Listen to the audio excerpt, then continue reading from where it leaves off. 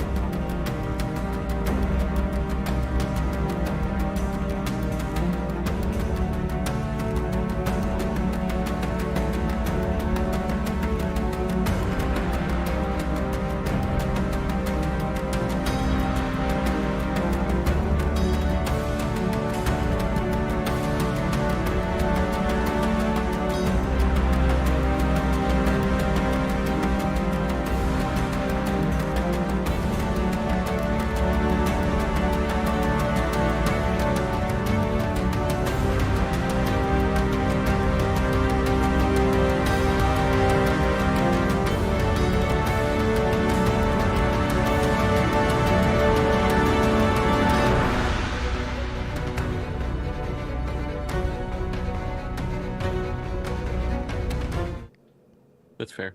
Hi, everybody. It's a good game. Speaking of which, we're live. Yay! We got a little carried away talking about our favorite video games. If you are hanging out with us in chat today, tell us what yours is. In the meantime, hi, everybody. Welcome to the channel. If this is your first time here, we are here to play Numenera, Stars in the Stone. After a very nerve-wracking... Oh, you know what? Hang on. I forgot one other thing. Recording in progress. It's been a day. We are here tonight to play Numenera, Stars in the Stone. So thank you so much for joining us on this wonderful journey for this exciting and nerve-wracking game. I've been waiting all week to find out what happens next. If you would like to check out previous sessions of this campaign, it is available in audiocast form. You can check it out on Anchor or anywhere that podcasting is done. Also, if you would like to affect our game in any way, we are a viewer-affected channel. All of that money goes to the trevorproject.org every time I receive a payout. I believe I'm getting close to the next one, too. So if you would like to subscribe to the channel or throw some bits at us on Twitch, you are more than welcome to do that. All the information and perks that you get for doing those sorts of things are listed down below in the About Me section. And they give us some really goofy stuff. And if you would like to just hang out and accrue those channel points, you are more than welcome to use those to affect our game as well. All of those have been switched on for y'all. And I can't think of anything else that I need to talk about pre-show. So with that, we're going to go ahead and let's start those intros. Hey everybody, I'm Sarah Roberts, or TheHypeGoblin. I will be playing Clever Jack tonight. We both use she, her pronouns, and she is our Clever Jack. Hi everyone, I'm Emma, or Sarah Sent on Twitch, and I will be playing Hyacinth Fabra. Slightly more coordinated than other people, Nano, but also not great. I might die. That is rude. Was I wrong? I'm still warm. You're not wrong, but did you just say it like that? Oh, and I use she, they, Hyacinth uses they. Dark greetings, everyone. I am Velvet. I use fair pronouns, and I'll be playing Ashlot, who uses they, them pronouns, and is our raised robot Amazon. Hey folks, it's me, Sir Heckalot, or Sarah, either one. I use she, they pronouns, and tonight I'm playing Viridia, the clever glint who entertains, who uses she, her pronouns, and has a lot of thoughts. It's doing a concern. We're doing a hecking concern tonight. Let's take it over to our lovely GM. And I am Jen, and I'll be the GM for tonight. I use she, her pronouns. As there will be no more readings from Emily's diaries, let's just dive into it with our recap. After solving a puzzle with a wandering robot, the group had left the desert after exploring the rest of the cavern and opening the tomb of Emily. They offer items to a table in order to go home. wounded, tired, and just wanting to sort things out, the party finds themselves in a familiar-looking lab space. Hold on. Okay. And they traverse and start to leave this particular space. Jack stumbles as Hyacinth kind of stays behind with her, as the other two, Viridia and Ashlot, manage to hide in these alcoves where they have pressed themselves against the door. When Jack starts to get up, a friendly hand offers to pull them up and help them to their feet. And there we see Nate, the ever-smiling shopkeeper. He welcomes all and promptly stabs Jack. After this stabbing of you, Jack, Nate kind of pulls the knife out, twirling it over in his hands, looking at the blade. Hyacinth, you've got a frontal view and you notice guards coming in. They don't seem to have spotted Viridia or Ashlot quite yet, but they are approaching you. I would say, Ashlot, you can make me a quick perception check. And as you do that, it's under your intelligence. So under your intelligence check, Hyacinth, what are you doing? Honestly, just as soon as I see him pull the knife out, I'm going to use Onslaught, just immediate, just blast of light at him. All right. Tell me what Onslaught does. That is just straight for damage, I believe. All right. Mark that down.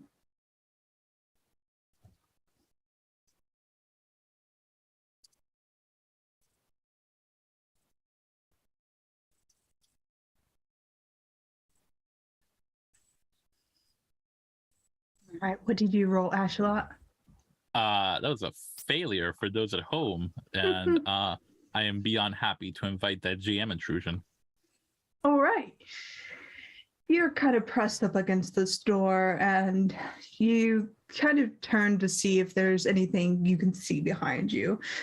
And as you do so, Crocodile kind of leaps out of your arms and does a very small dog prance, you know, that have that shoulder wiggle that small dogs seem to all have, and kind of jumps in front of the encroaching guards and kind of sits down.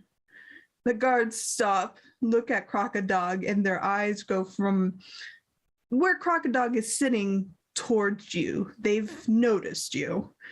And the guards start to approach you, Ashlot. As Nate is recovering from the blast, staggering back, Jack, you are on your feet but bleeding. What are you doing, Viridia? I mean, do I hear any of the commotion that's going on? Oh yeah, this place is not a quiet place at all. All right. Great, cool.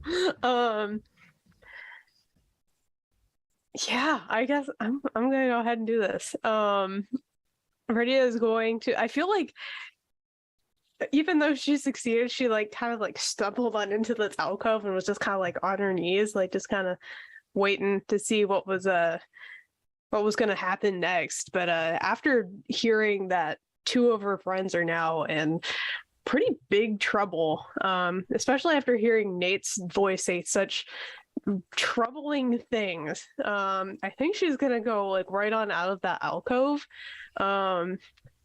see what's going on, and is going to use one of the fancy new ciphers that she just got, and it is a cipher called Extra Time. So let me just ping that in chat real fast.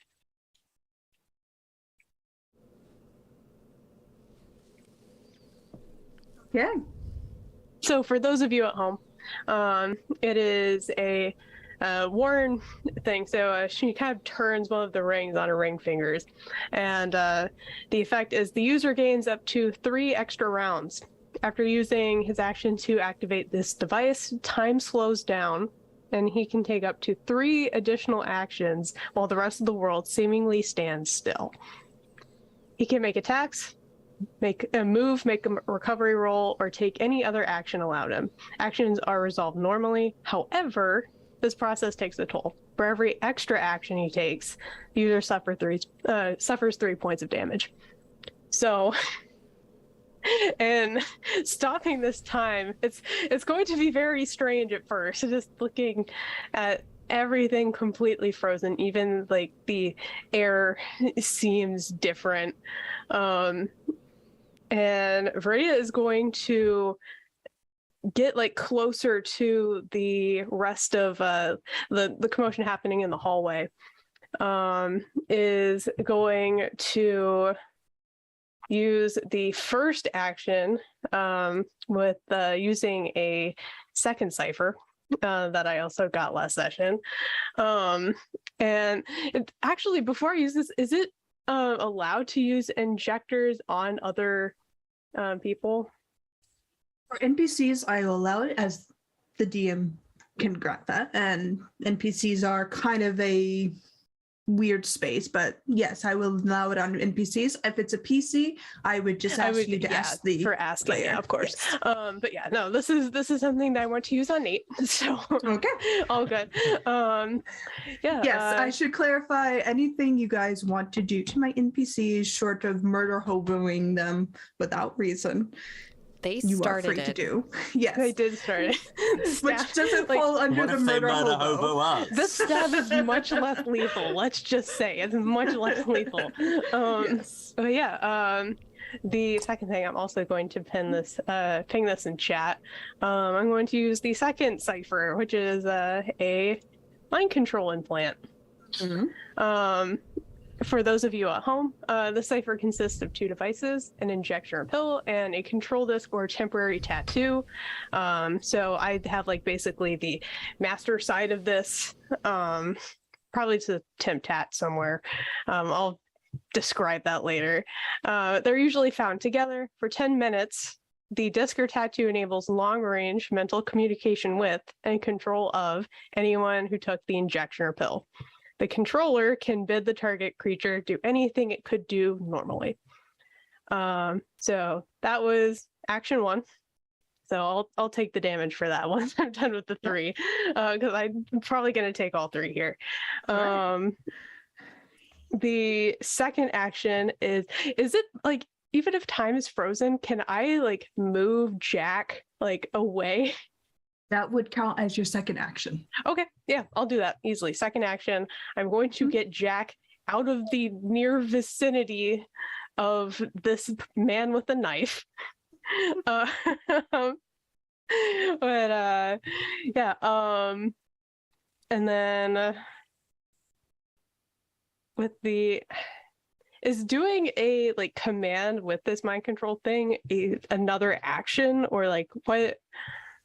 Does it say specifically within the cipher if it's a major or minor action? It Think doesn't of say it. that. Okay. I would say because it is a verbal thing, I would say because you are taking the action to initialize it, to move Jack, I would say would be a third action. Okay, yeah, like I was totally fine with that. Yeah. I was fully prepared to take that. So yeah, okay. I'll do that. And with my third action, I am just going to say, Knight, call off these guards. As Nate kind of pulls himself off the wall and this mind device kind of takes hold of him, I would say, because you are closer to him and highest, and you would also make this same roll. Make me an intelligence, perception, seeking, perceiving of whatever follows under your skill tree within that set.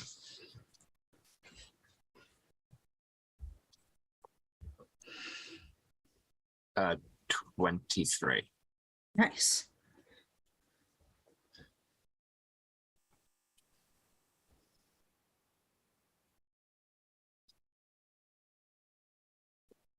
Wait, was I also doing one? Yeah, Oh, sorry. you're I was right like, there. Okay. 12. Okay. I would say you would both notice there is something of a oil slick heat wave kind of radiating, almost as if there's another image on top of Nate kind of radiating off his left shoulder. His eyes are a bit strange. His mannerisms are a bit jerky and not his usual smoothness. And as this device kind of takes hold, there's a momentary pause as you can almost see multiple minds working within Nate. And I would say it works on two of the things inhabiting Nate's body. Nate himself and Nathaniel, but will not work on the third, as they are technically there but not there, in the sense a virus is there but not there. Mm-hmm. But since Nate has control over his body, he will say, all right. And he'll turn towards the guards and see Crocodile kind of tilts his head a bit and say, you can all go away now. The guards pause, and Ashlot, as you see one start to reach towards you, stops and withdraws. And you, Ashlot, also see this kind of strange rainbow oil slick coloration kind of radiating off of one of their shoulders as they retreat, leaving you four and Nate. Crocodile has rolled over and wants belly rubs, oblivious to the danger around them. That's just him wisely diffusing the situation. Oh, to be a crocodile. But don't forget your damage. Yeah. There, Viridia. There it is. That was 9. Ouchie. That was a gamble and a half. Yeah, I was like, this is going to be on basically 1 or 2 rolls, but it's fine. But there is a moment of reprieve as Nate has 10 minutes of control under your sway, Viridia. But the third being that's struggling against this control is making itself very known as it seems to try to separate from Nate.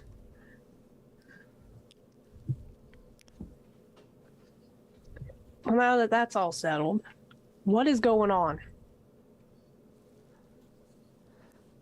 Oh, just trying not to die, Jack says as she's bent over where Viridia left her.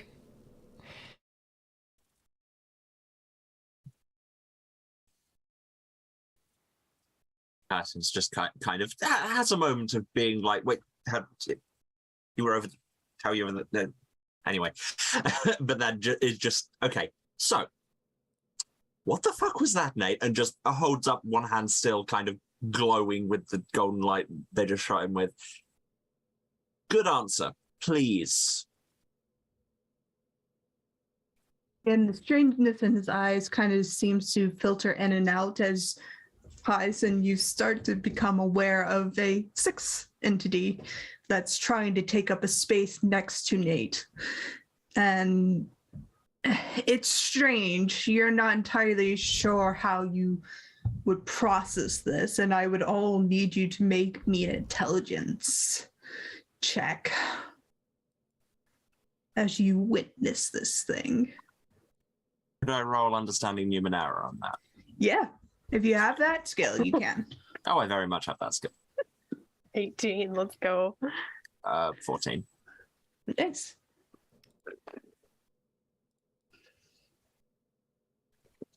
$17. All right.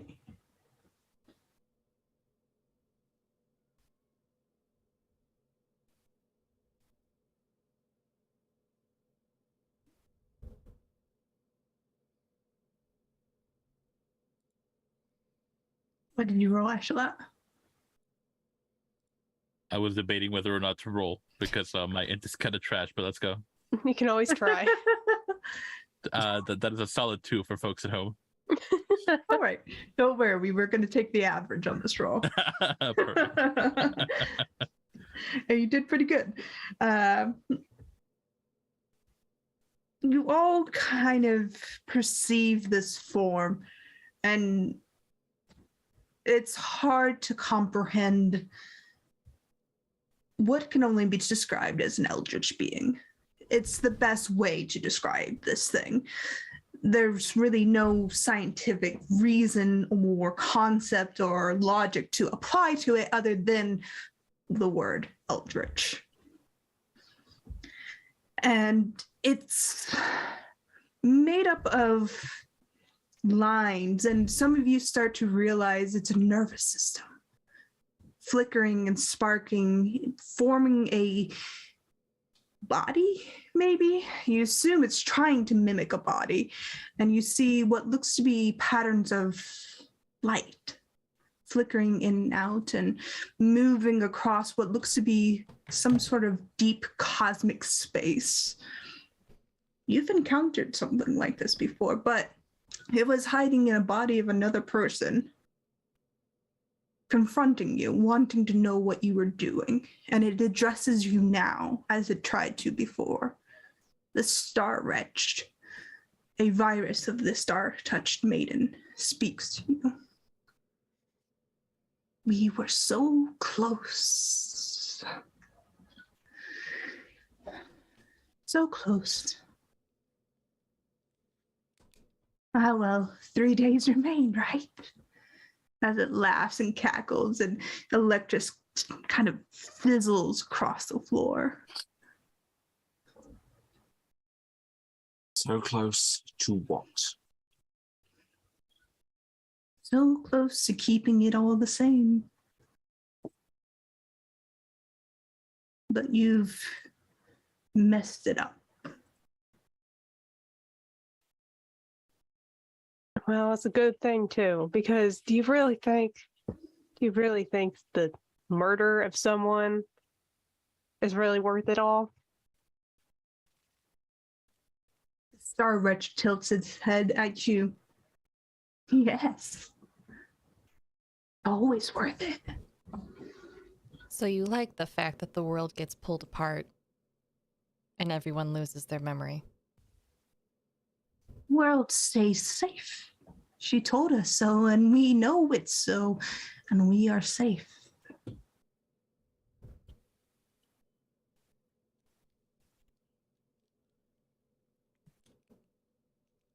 Can I roll something on my programming ability to see if I can separate this thing from Nate? By all means.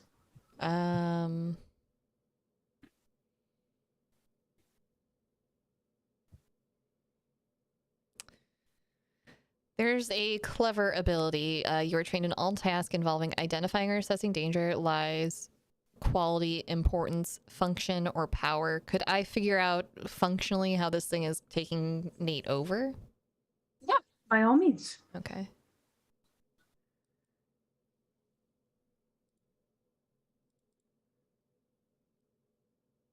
That's a 9. Nate is part cyborg, and viruses that are programmable tend to seek out other programmable electronics, or electronics as a whole, or something that they can have a host in, much like a biological virus needs a host. A computer virus can also have a host. And you probably guessed because Nathaniel was a guide AI once upon a time, created by the Star-touched maiden, that his programming is not absolutely secure. What I do to still have Pat. Pat! Jack's gonna call for Pat. Right? I don't remember what did Pat change their name to? Pam. Pam. She'll call Pam. She'll call both names. Yeah. Pamela. Patricia. There's a brief moment before you see this streaking fury of a metal ball kind of race past you, bounce off the wall next to you, and then go slide back past Ashalot before kind of rolling in at your feet. I'm here. Can you stop one of the star-touched maidens' corrupted star wretch viruses? Need war, but I can try. I will not throw you into a trash compactor if you can save Nate. Kind of spins on the ground for a moment, like a top, before kind of looking to the rest of you. What about the rest of you? She won't throw any of us into a trash compactor either. There's a sagely nod. Okay.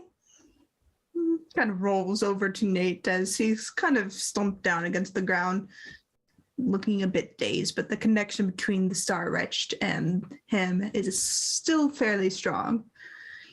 And there's a moment before you kind of, I would say, Viridia, you have a knack for sensing danger.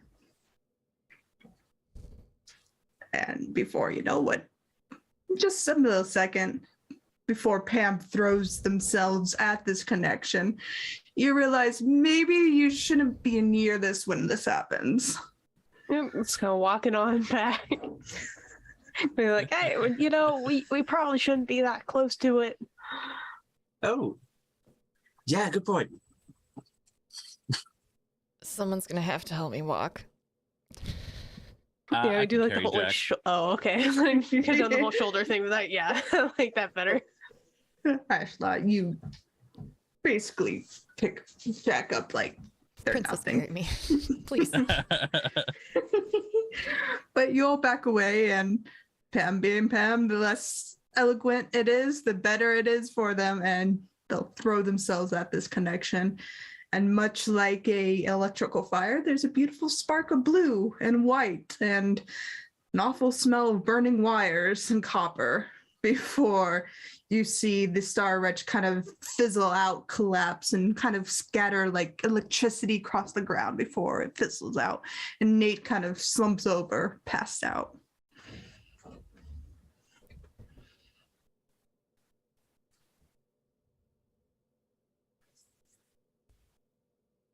But Well, that worked better than I think any of us were expecting. Pam is Yeah. more.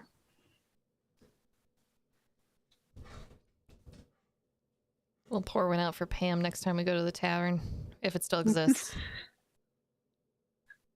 Hey, you Fair. might. I never promised not to throw them in a trash compactor. That's fair. In any case, we gotta get out of here. Everyone good to get out? Should probably take Nate, right? I mean, Yes. if he's, if that was the stabbing part of him gone, do we need to get out of here, or should we just wake him up and talk to him and see where we are? I could really use a rest.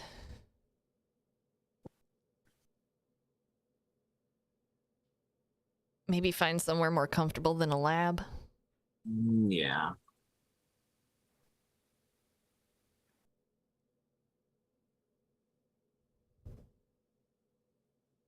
So Damson's then? Or just somewhere with a comfortable chair.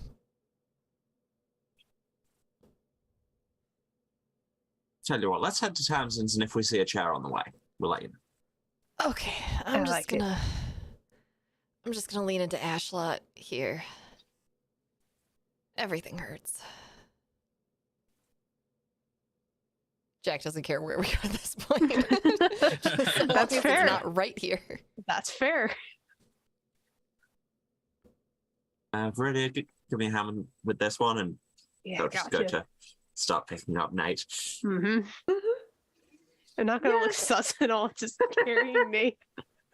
Not remotely, just full weekend at Put him Bernie's. on the swivel chair and just drag him around. Weekend at Bernie's.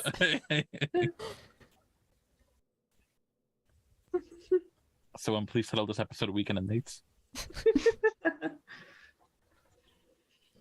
Yeah. So you make your way towards Tapson. Nate's heavier than he looks.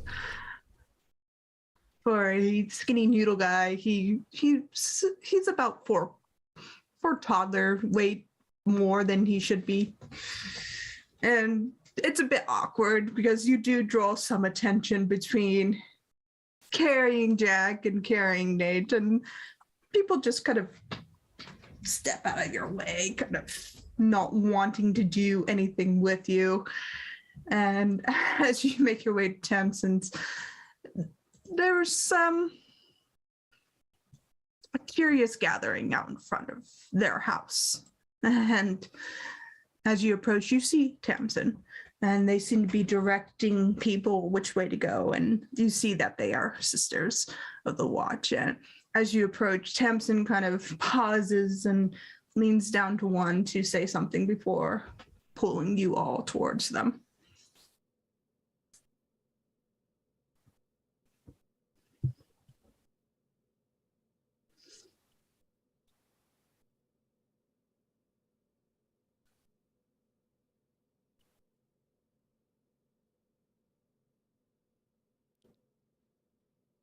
And yeah, just kind of take the lead still, got Nate up on one shoulder and just like, so, things going well here as well.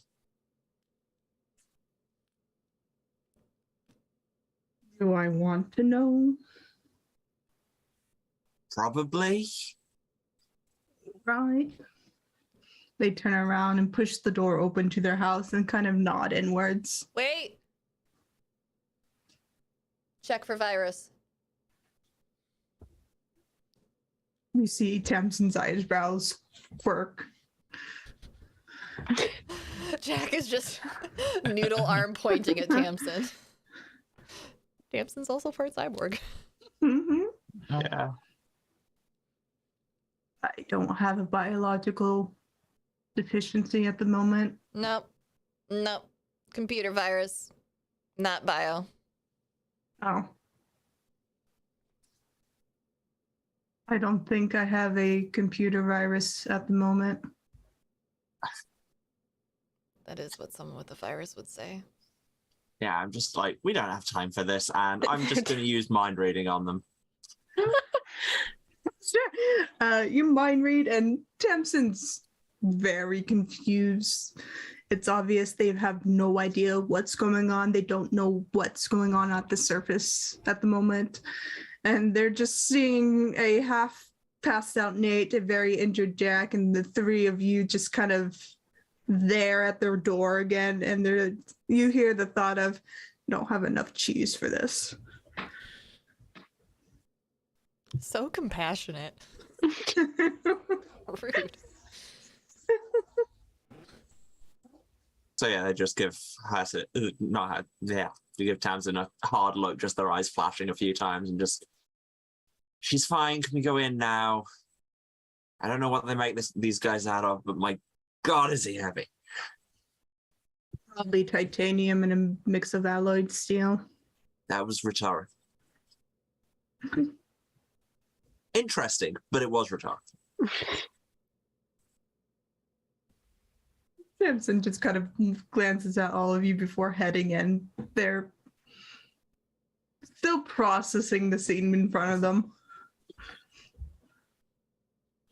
Yeah, one of these days we'll walk in on a normal basis, but today's not that day.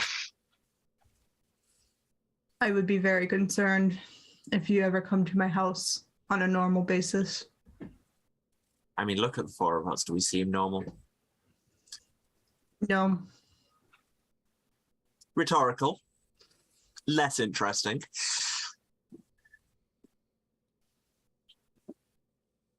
You can just kind of put them on the floor or the couch, sofa, beds. I'll call a doctor. Thank you. So yeah, just kind of Right. march him in and dump him on the couch. They flops on the couch. And wherever you wish to go, Jack, there's a secondary couch, and Ashalot, wherever you want to put Jack, you can put her. I'll put Jack on whatever the good couch is. Yeah, the good couch is a nice, comfy, kind of you sing in, nice bone deep, kind of comfortable couch. Yes, after that warm reception, put me on the one that bleeding all over will be most inconvenient. I approve of this passive aggressive mood. If you bleed on it, it's yours. I mean, Hey, that's how I got most of my stuff in my apartment.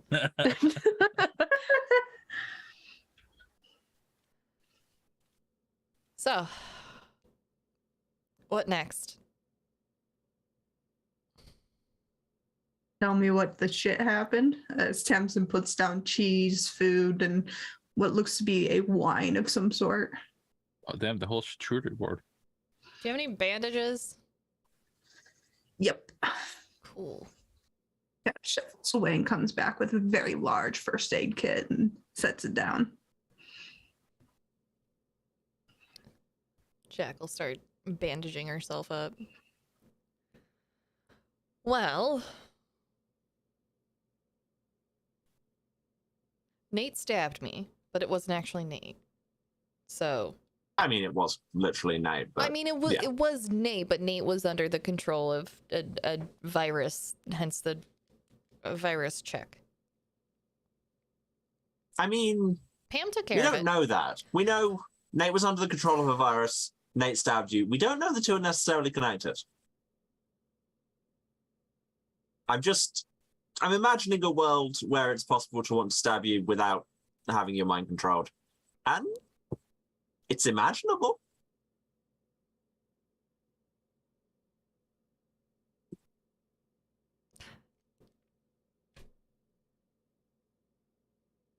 I've lost too much blood to be mean to you right now.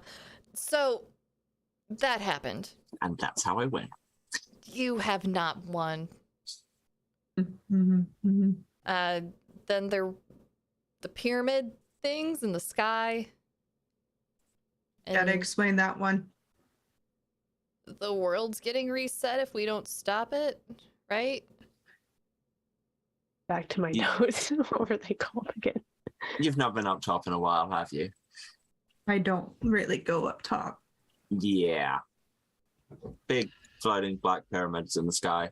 Yeah, reality Reality disruptors. disruptors. Yeah. The Star Touch Maiden has been resetting humanity for every so many ages. Like, full on reset. Like, there are places on the map that should be there that the whole continent's just gone. You just get to a certain point and boop, no more. And Rage was trying to stop it, but Emily was persuaded by the Star Touch Maiden. I don't know. I'm a little fuzzy on that. But world goes kaput in less than 3 days. And what's worse is it looks like the Star Touch Maiden, or at least the wretches that have come from her, are getting more and more insistent that we don't do that. That we don't make a decision to maybe not have that happen. That's what that whole run-in with Nate ended up being. From the recordings, it generally sounded like they enjoy the control they have over us.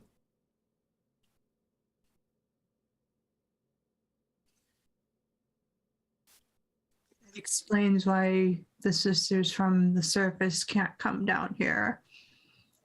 We've lost contact with the surface about 2 hours ago.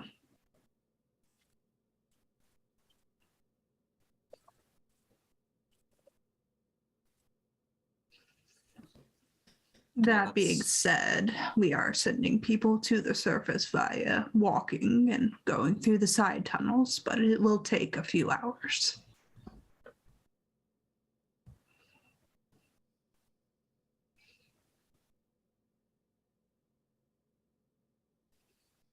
Well, that's not concerning at all. In fact, thinking about it, we Might have even less than 3 days, because didn't it say go back home and lose a day? Did we choose the option where we lose or gain a day? I don't have that written down. You chose the option where you lose a day. Mhm. Yeah, because it was gain a day and the city pays for it. Yes. So 2 days now, right? That's how I 3 days. 3 days? Okay. Okay. Technically, it's 'Cause we- still the same day. Gotcha. Okay. You've just been doing a lot in this day. Yeah. It's been busy.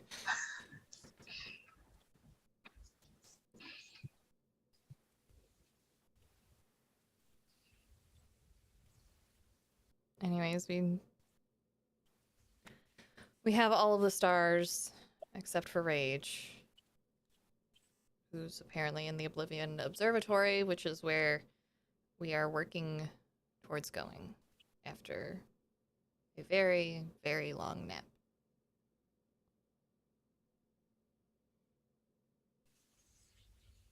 And I mean, we saw a way to get there, didn't we?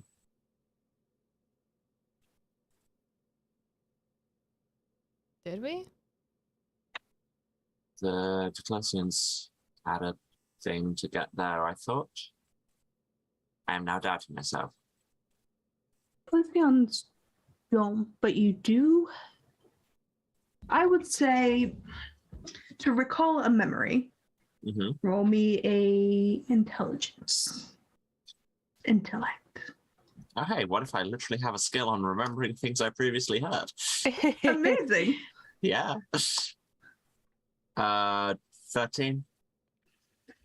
You recall in one of the visions the stars had provided that there was a point on the surface that kind of jumped and leapt to where you needed to go next. And it's not in your mother's garden. It was a bit higher up. Yeah, they said there was a way to get there back up on the surface, so I guess after a bit of a rest, it's tunnel time. That sounds like something you say to a toddler. It's tunnel time. I try not to send toddlers into tunnels. I did it once and everybody told me it was weird. I had a little collapsible one when I was a kid. Yeah, this was more of the 1,000-year-old concrete one. That is weird. Hmm. I mean, they came out again. Eventually. I'm going to stop Eventually? talking now. All right. You see Tamsin starting to reach for a notepad, but stops. All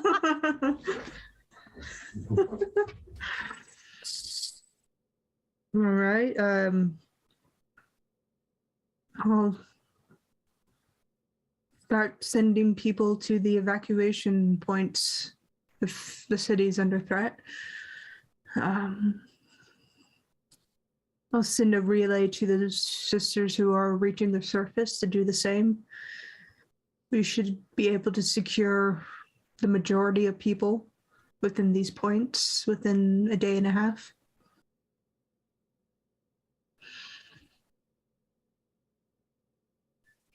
The city will be safe, if anything.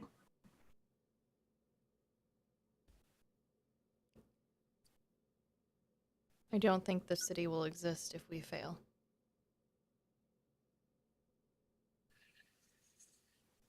We'll start the relay as soon as you all get some food and get some rest. Now I have to reestablish connection. I will be about, but be busy.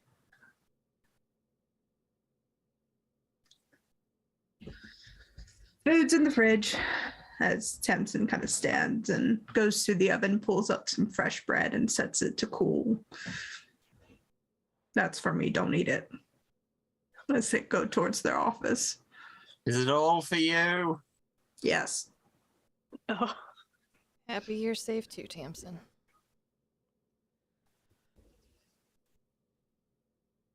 Well, I don't know if it's the blood loss or all the traveling we've done, but I am very tired. probably both. Yeah, probably.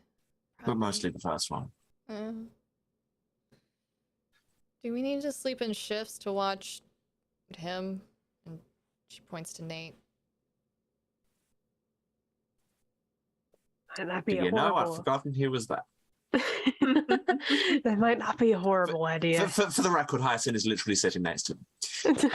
Don't worry. Once someone stabs you, you are very, very aware of where they are at all times.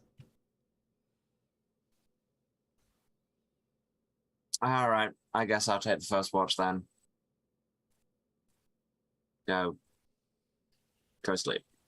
I can take all the watches. The rest of you Even should better, probably I will sleep. also go sleep. The mortals have to sleep.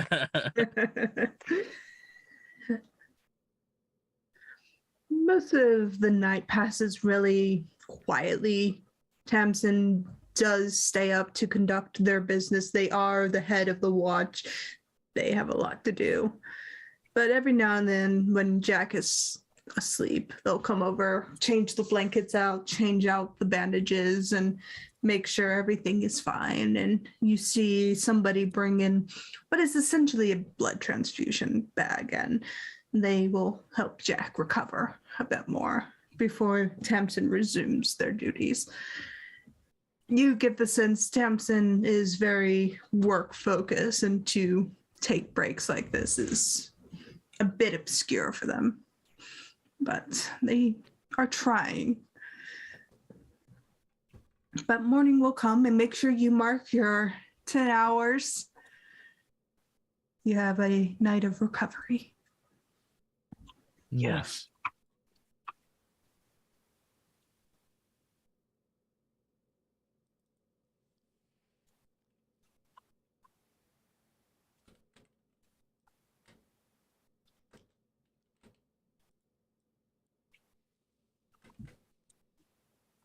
There's a lot about this character that I'm just like, cool, get those points, plow them all immediately into intellect. Yeah.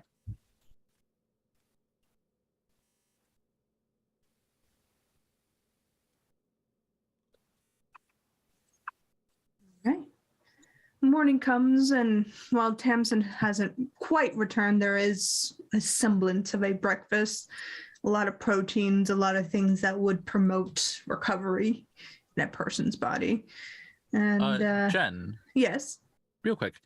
So my cacophony blade was damaged when I tried Yes. to use it to pry open the tomb. Yes. I have the repair handheld device. Would I be able to use that over the course of the rest to remove that flaw?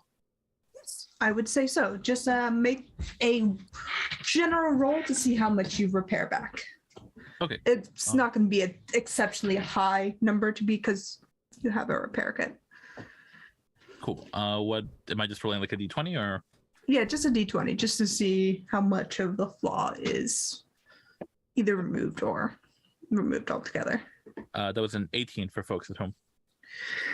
I would say with an 18, you are able to work the flaw out of your weapon and are able to make sure it doesn't do damage to you.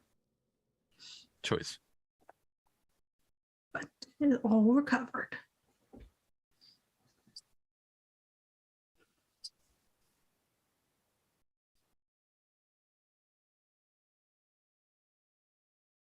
So you have breakfast. You have what looks to be the bread that Tamsin was saving for themselves, cut up and put on each of your plates.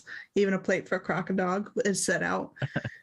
And Nate slept through the night. He still hasn't really woken up. He seems exhausted.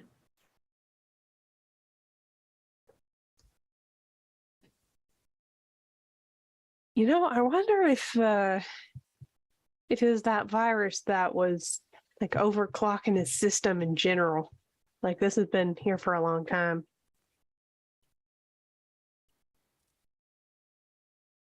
Muted. Maybe. I mean, it makes sense. That or I zapped him harder than I thought I did.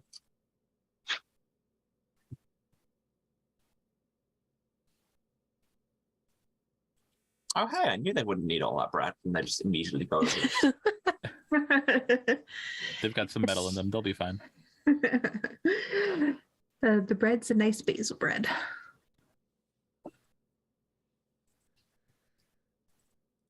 What do you do now? The morning has come and you have 2 days left.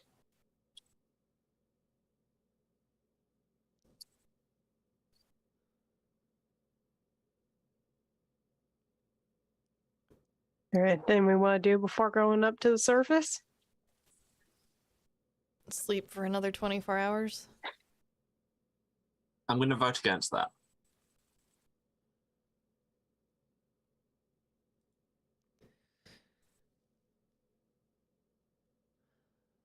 And apparently we're tied. Okay, so I'm going up to the surface. I think Jack is still considered impaired, just so everyone's aware in case we get into a fight. I think most of you consider impaired. Yeah, it would take another 10 hours for Jack to fully recover.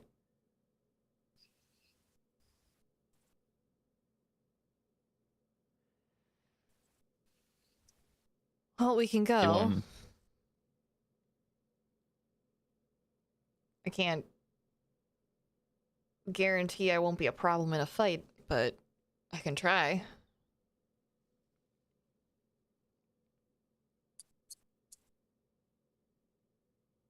Anyone have any loose ends they need to wrap up here? We might not come back from the observatory. No, all mine are up there. 9.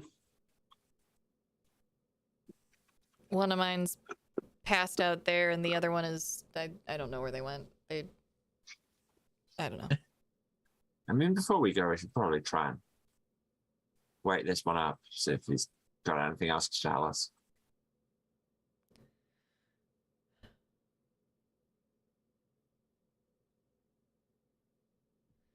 Not a bad idea. Hang on. With a groan, Jack's gonna get up off the couch and go over to Nate. Mechanically speaking, does the cybernetic part of him look to be okay and in functioning order? You would have to turn him over as his cybernetic side's on his left side, and that's where he's sleeping. He has his face kind of pressed up against the cushion. Ashlot, can you flip him? I don't need the fleshy part. him. I need the other part.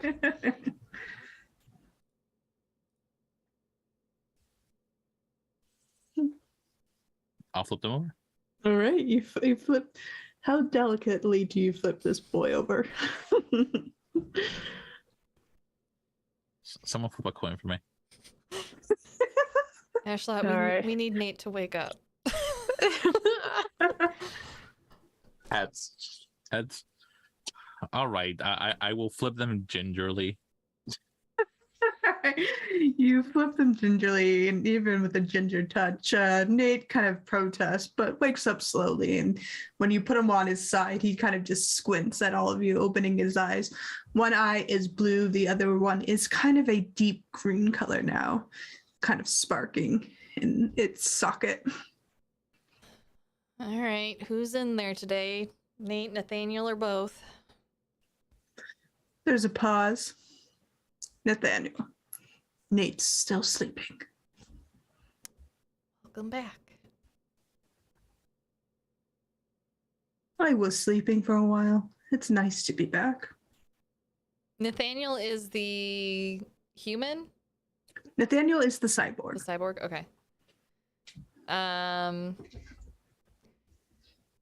How much do you remember of what went down? Well, I remember one of my associates coming to the shop We talked for a while, and then I dreamed of stars until this very moment. When I was rudely woken up, kind of looks up at Ashalot. So you don't remember stabbing me? I don't remember much, but I think I would remember stabbing you. It was rather memorable. Oh, okay. Who was the associate that came to see you? Someone you talk to regularly? Were they acting strange? There's a pause, and you can almost see the tick behind their eyes as they kind of process the information. And they say, an associate I regularly converse with. They were normal by all means, and now I'm here.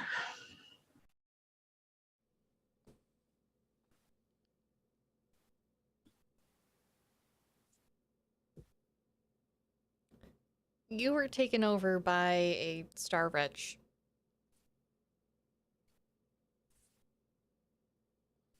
Nasty little viruses. Yeah. Bad aim, though. They didn't hit anything important, apparently. I'm guessing it was more to debilitate you and delay you rather than to outright kill you. Well, it got really close to the ladder, so, you know. You know, the glowing eyes and I made the Star Wretch as a pet project a long, long time ago. They were very nice, and then Mother kind of took over for a bit. The Star Maiden. Yes.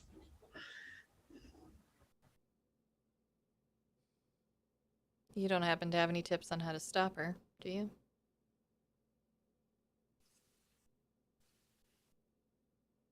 Not outright. But as we are all bound to our programming, you could simply just outmaneuver her. She is following her code despite it getting a bit wonky.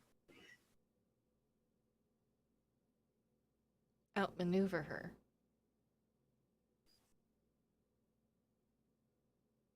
Jack's gonna look at the others. How would we do that? Essence just like puts a bit of bread down. So what you're saying is your brilliant tip for defeating her is just be smarter. I mean, The you don't computer. have to be smarter, you just have to be clever, patient. I mean, patience is in short supply. Don't know if you heard, we're kind of on a time limit. I mean, he kind of thinks her program is to ensure your safety, as mine was once upon a time. She's not really diverged from that. She's manipulated it into what she thinks is safety. But she cannot prevent free will.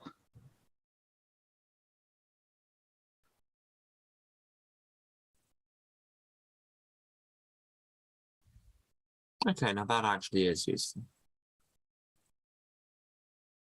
Simply make sure you get to that vault or the observatory on time. Is the plan.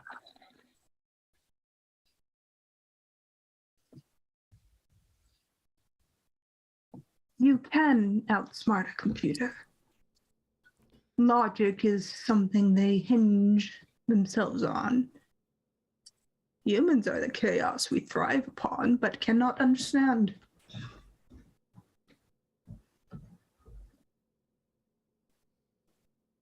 I mean, saying that sounds like a lot of humans I know.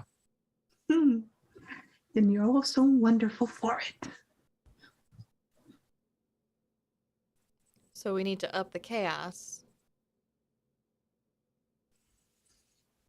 That's just a suggestion or guidance, I suppose. you doing the I know more than I'm saying I know, I'm just not allowed to tell you because there are quote unquote rules thing again? No, I'm literally just saying go cause chaos. Oh, okay. I can do that. But I wanted you to come to that conclusion on your own because you are all quite brilliant. But anyways, have fun. I want to see how it turns out. I'm going to eat this entire house free of its food. All right.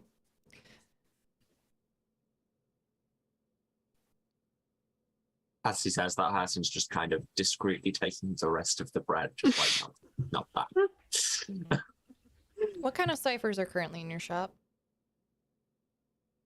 Anything that could disrupt a computer program? Or at least make it hard to function?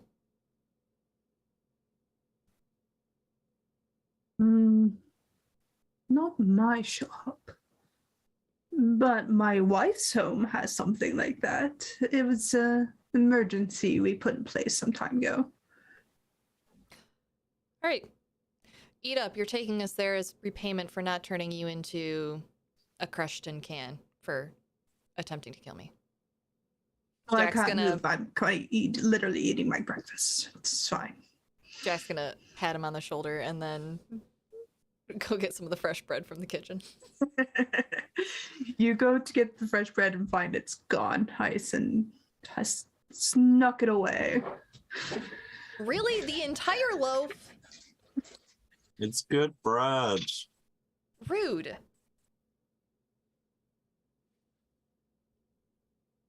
Say that the door kind of swings open to the house and kind of bangs off the wall, and you hear a series of cursing from Tamsin before they enter in and see that you're all awake, and they give a nod. Hello. Hey, everything all right? How are all of you doing? Are you doing much better than last night? I'm not bleeding anymore. No, that's good. Yeah, Glad I'd you're say safe. across the board we're all good. I'm glad. Food's out if you want some.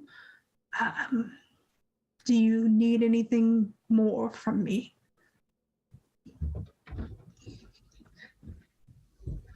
We're gonna have to cause some chaos to deal with this, so I'm gonna need to not be arrested for it when this is all said and done. Right. I'm going to cause some chaos at an indeterminate point in the next month, and I would like to not be arrested then either. This is only good for the next few days. Worth a try.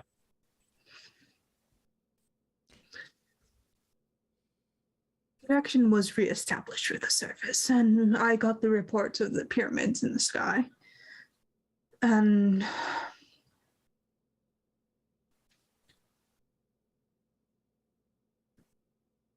whatever you do next, be safe. The sisters will aid you in the best way we can. All right.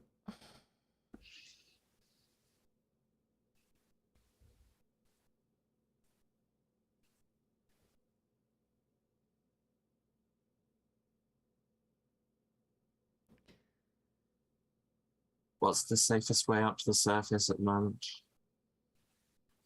We've established a relay loop, and it leads through one of the auxiliary tunnels. We can guide you through it with no issue. All right.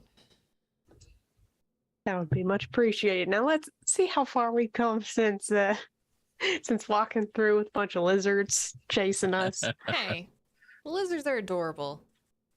And I mean, deadly. the lizards were better than the fog that tried to eat my leg. That too. Yeah. That too. I will take all of those over the lightning.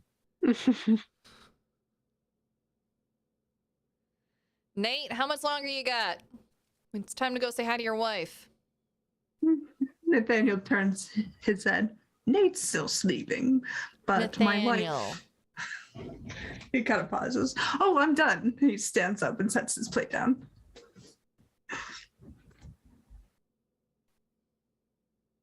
Are you ready?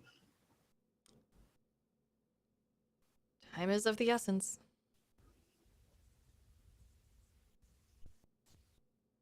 And then he kind of smooths his blood stain, electric stain, burn stained jacket. He hasn't changed out of his clothes from last night.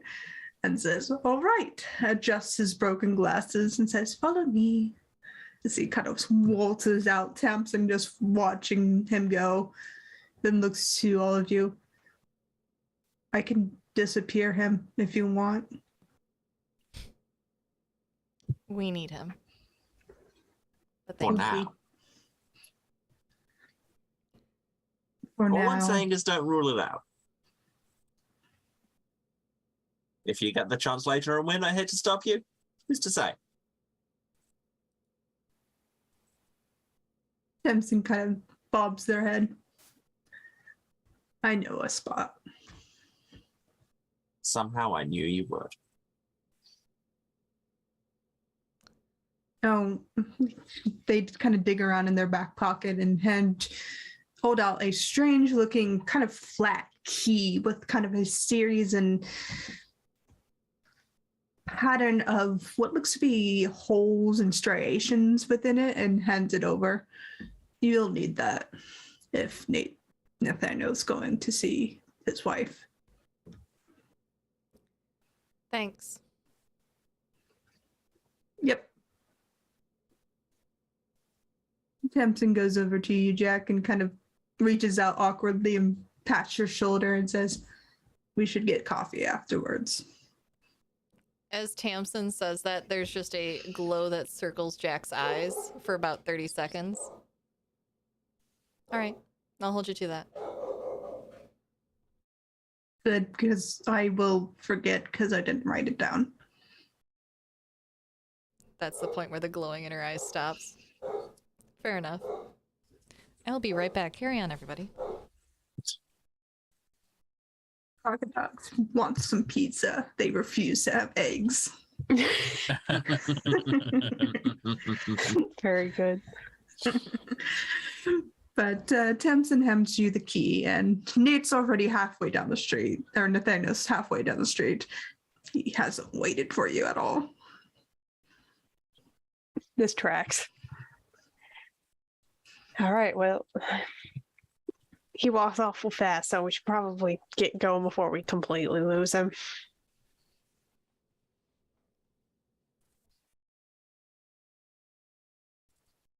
Yep.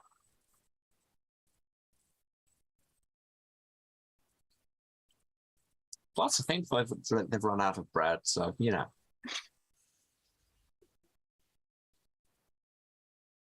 Yeah, I have to echo Jack a little bit here. The entire loaf, that's kind of impressive. Not gonna lie. I don't know what you mean. There wasn't any bread. What can I say? Tamsin, did you know the bread's gone? There's a pause. I assume so. It's not in its place anymore.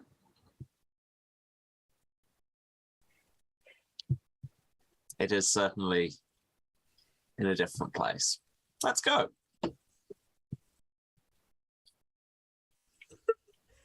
You leave, and despite Nathaniel being injured, they're very spry for their injuries. And it takes you a few quick steps to catch up with them. And he keeps his unusually quick pace and is kind of talking about everything and anything. He seems just to want to fill the space around you. And because he's talking, it takes you a moment or two to all realize the city is quiet. There are no people. There are no shops open. Everything has gone still. The evacuation seems to have gone under its process. Well, this is uncomfortable. I'll say. Do you think we've got time to go to the market? There's no one in the market. Exactly. Probably not. Yeah, you probably will.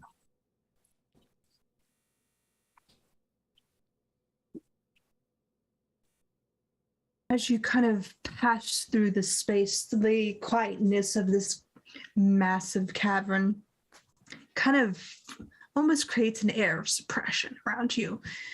And it's only really disrupted by your walking and Nathaniel's talking. And eventually you come to a very familiar tower, the Tower of Thoughts, the Sisters of the Watch, where they hold their barracks and training and so forth.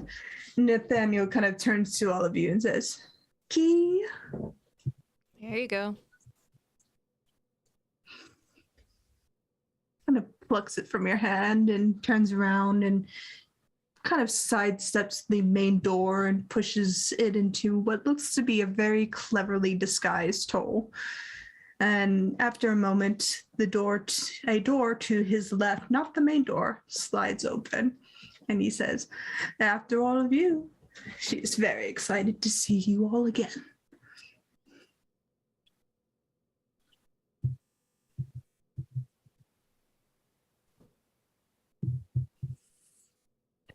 Sarah, Clever Jack, pull me a weather card. Oh gosh. Hang on. The weather cards. The weather cards. I was unprepared. Hold, please. All right, let me pull up the PDF. For those at home who are listening for the first time, the Weird Works deck, the Adventurer's Empress deck, has a function that you can use in your TTRPG games to predict the weather in your games. We've been using it for a little while in this one, and I forgot to grab it. Where is it? Storage. Haha. All right. You just want one pulled? Just one pulled. Okay. This deck has 172 cards in it. It's so large. While this is being done, what are the rest of you doing as Nate and Nathaniel? Kind of giving you a bow towards this darkened space before you. Guess this isn't the first dark doorway that we've walked through, so why should this one stop us? So just go walk in. Okay, so I pulled the Warlock. Ooh, this version of the Warlock looks like that.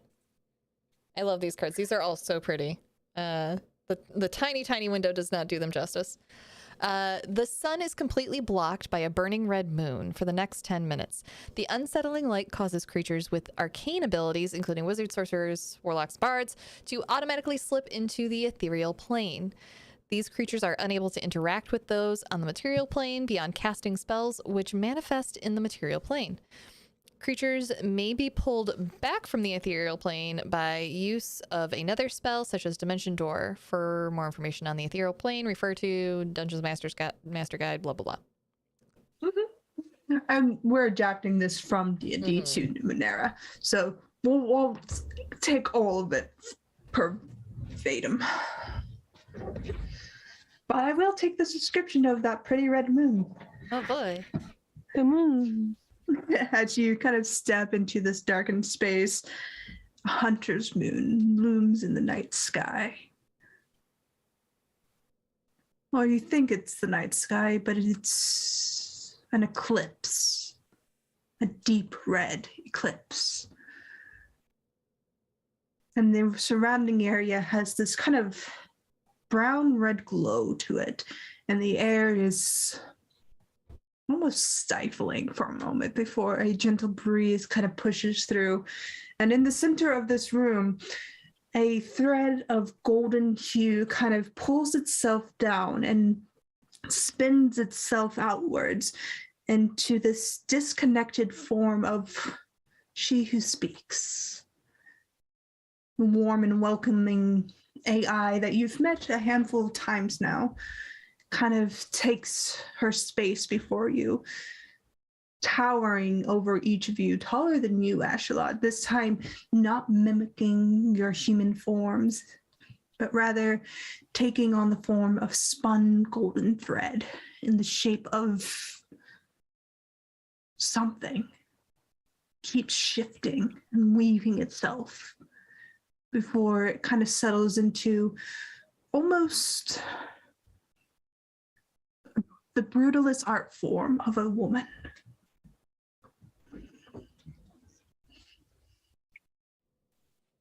What's up? There's a kind of quiet echo before you hear, "Oh, aren't you all something? I'm glad you're back." Yeah, us too. Has your partner here updated you on what's happening?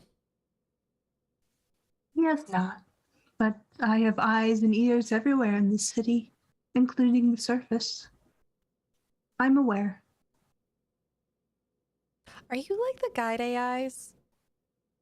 Do you know No. everything that's going on like they do? That's been going on like they do? I'm restricted to the city. They were part of the world. Mm.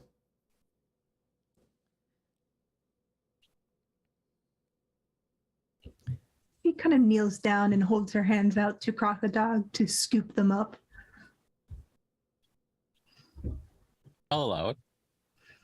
The strange disconnecting form of something holds the sweet little void dog that you've come to find that likes to eat everything and anything except for peanut butter. So I'm guessing you don't fancy being destroyed along with the city. I have no official response to that. It is not my decision to make.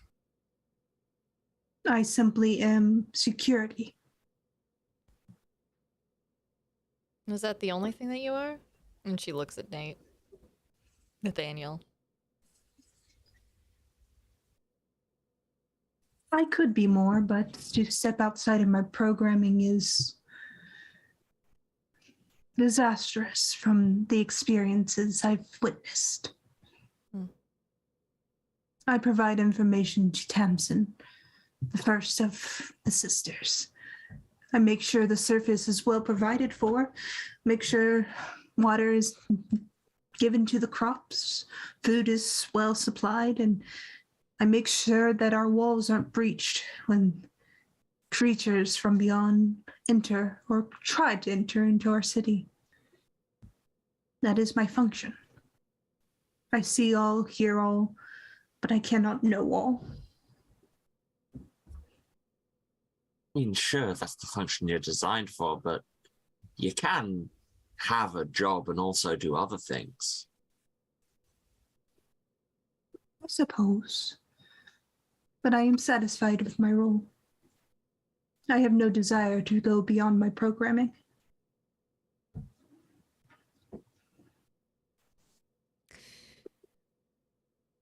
You know, you two really do make a cute couple.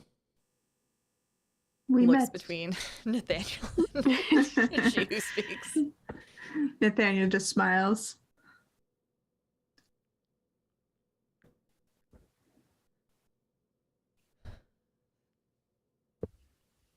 Is there any way you can help us as this city's protector? He said you could. There's a pause as she who speaks kind of half turns toward Nathaniel. It is a measure we implemented some time ago, but not for the purposes I assume he's applied it for. Huh. So you two do know each other well. There's a chuckle. We've been together for nearly 300 years. Well, help us out and we'll make sure it's 300 more at least. That would be nice. As I mean, no guarantees, but we'll make it more than 2 days. he pauses to consider this. 2 days is a lifetime. As she nods a bit. For, like, small insects. She laughs again. She sets Crocodile down and kind of looks to you, Bashalot, and says, "Is it okay to use your pet?"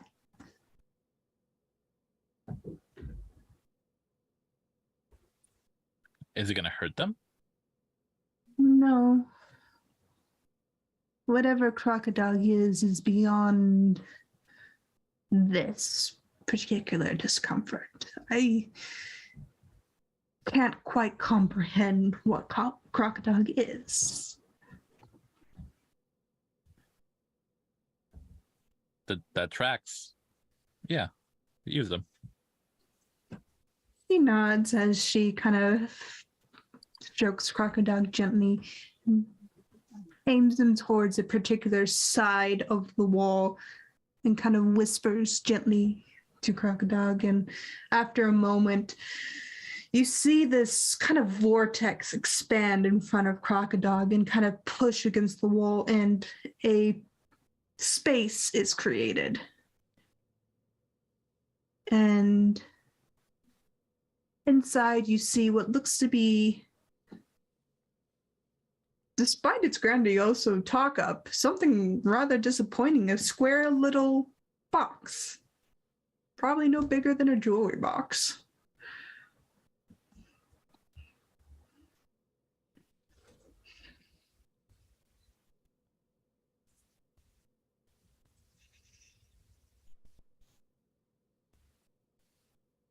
Did you have to do all that to hide a box? You do know about cupboards, right? He who speaks laughs. We thought it was dramatic in the moment, and we wanted it to be dramatic now. I mean, Well, mission accomplished. I respect that investment. Chuckles again. It has what you need. Just be careful with them. There's only 2.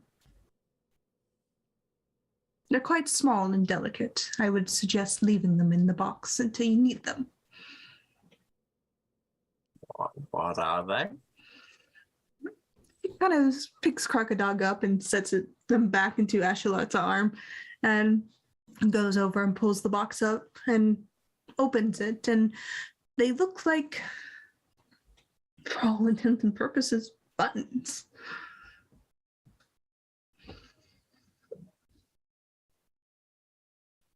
Big red buttons that say push.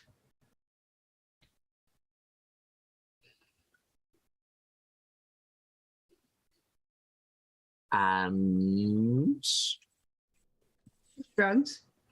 Whatever you do with them, I have no say in. As she places them in your hands, Hyacinth. You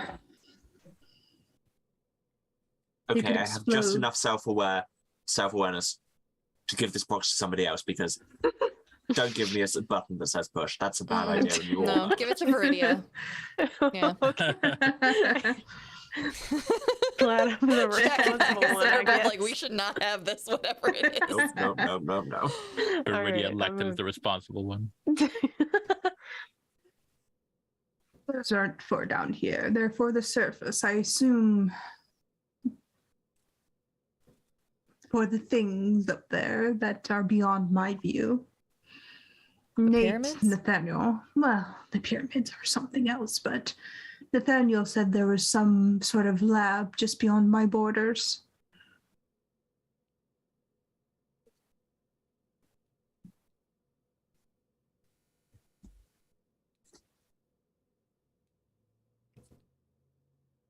What's the lab just beyond her borders? Does that make any sense to us?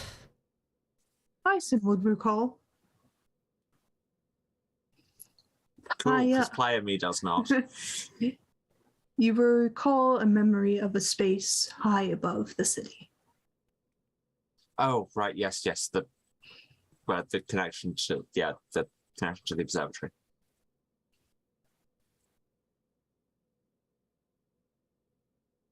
Gotcha. Okay. Well, now what?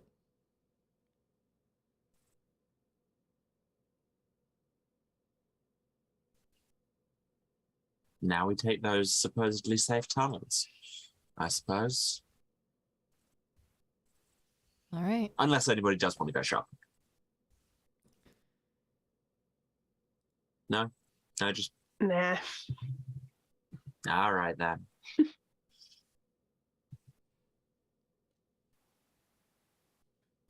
Good luck. What you assume is a hand kind of wraps around Nathaniel's as they watch you leave.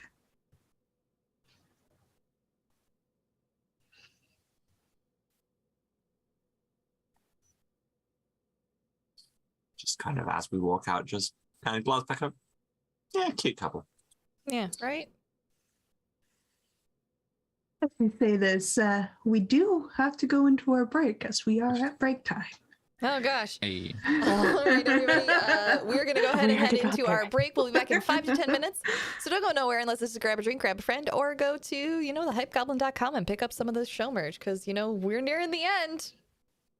So get us on the stuff now while you can. We'll see y'all in a little bit. Bye-bye.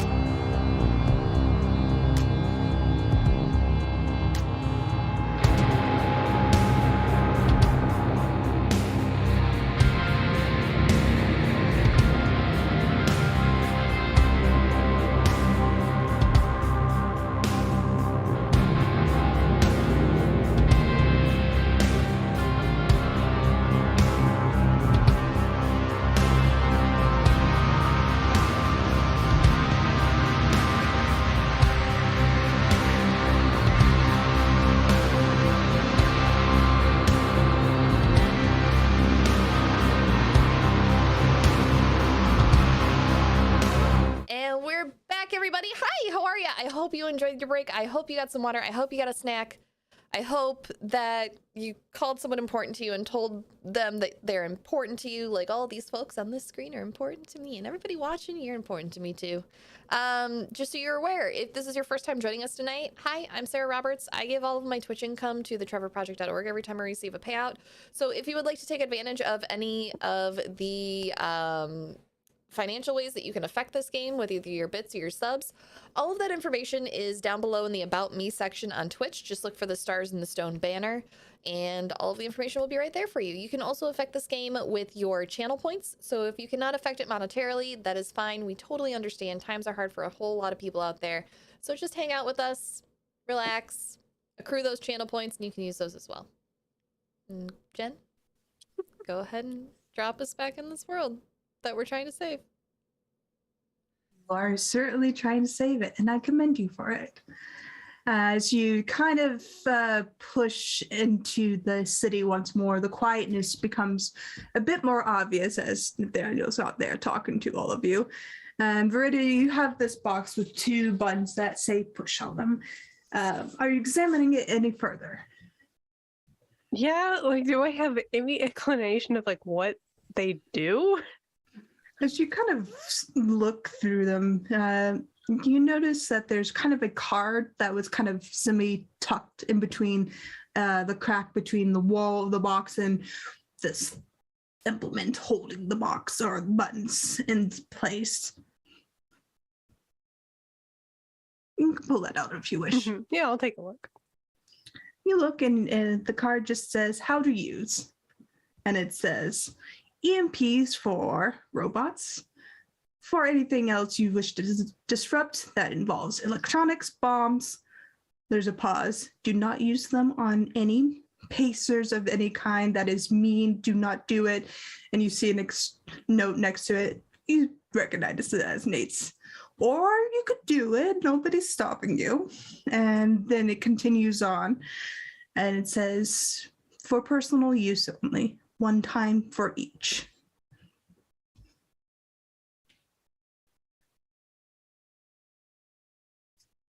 All right, yeah, this is a very, this does take a lot of responsibility to hold. Oh no.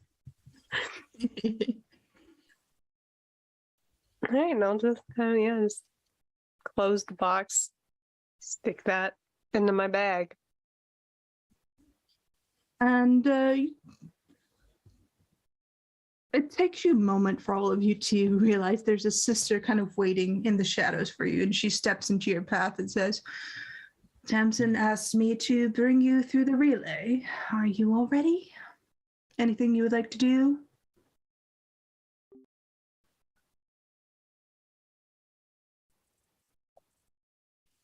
I think we're good to go.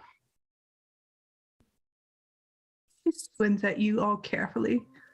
You're the 4 that ruined the library. Some of us had more hand in it than others. Ruined is rather harsh, I think. The doors had to be repaired. Only one of us did that. Well, thank you for all this gifted to your subs, charity lady. Oh my goodness, thank you. We appreciate it very much. Anyways, come on, the relay's waiting, and think it's lizard free. As she kind of turns around and makes her way towards this kind of northeast side of the city.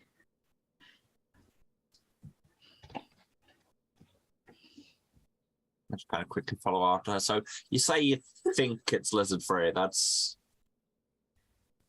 concerning.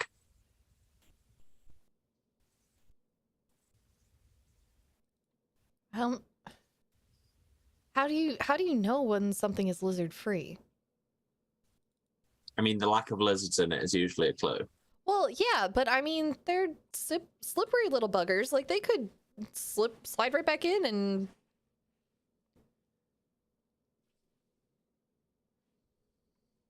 I don't know.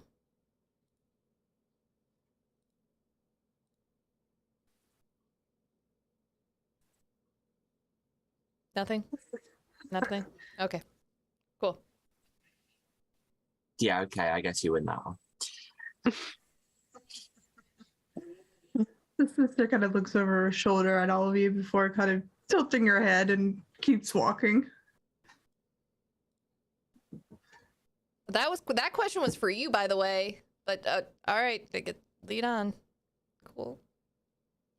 Clearly thought you had answered it sufficiently. I guess. He kind of calls over her shoulder. Well, the lacs are kind of like cockroaches. They just appear where they wish to be. We can't really officially stop them. They're part of nature. I'm sorry, they're like cockroaches, they just appear wherever they want to be. Real talk, before we go into these tunnels, are you under the impression cockroaches can teleport? Because last I checked... He looks towards you. Cockroaches can teleport. Don't tell me otherwise. They're horrible creatures. Well, at least we know where you stand on this point. He nods as kind of pushes through the space.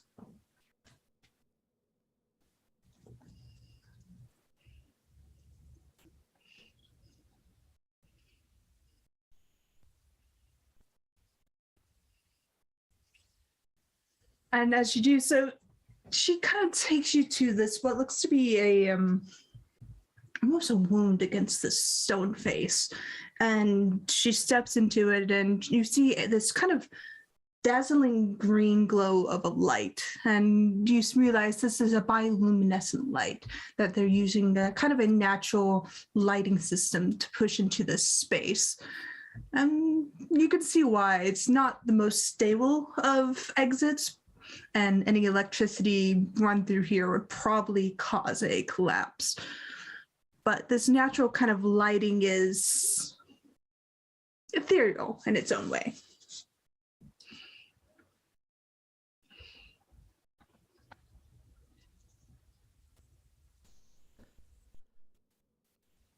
Pretty.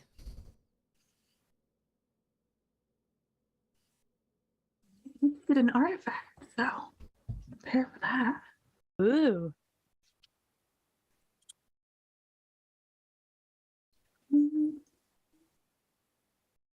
Where are my artifacts? Clear the blue card. Yeah, pretty sure, but, you know, we could have more light in here and then just kind of, just as a point, just kind of draw the sword out and then light it up. Well, that's cool.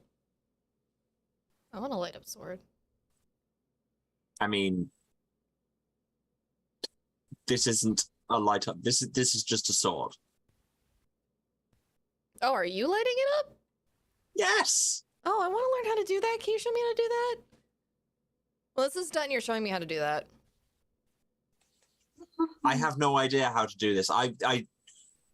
We've been over this. I touched a rock. It blew up in my face. Well, then Now I want this to go touch the happens. rock. We may need to have a talk about what blowing up means. I mean, maybe we can find all the pieces and put it back together, and then I can touch it. What if I lick the rock? Will I get cooler powers than you? You know what? I'd love to know, actually. All right. When we're done with this, we're going to go find that rock, put it back together, and then I'm going to lick it.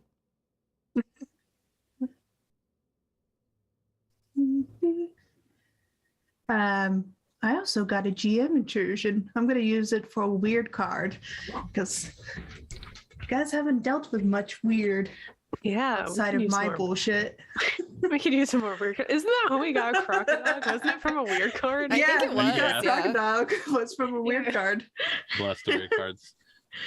As you're moving through this kind of slanted tunnel, you do see the geology of this tunnel kind of through metamorphic rocks, and the beautiful red sandstone kind of twists into soft, gentle marble, pushing its way into dull gray slate before you see lines and veins of what looks to be obsidian glittering with gold, kind of decorating the side of this wall.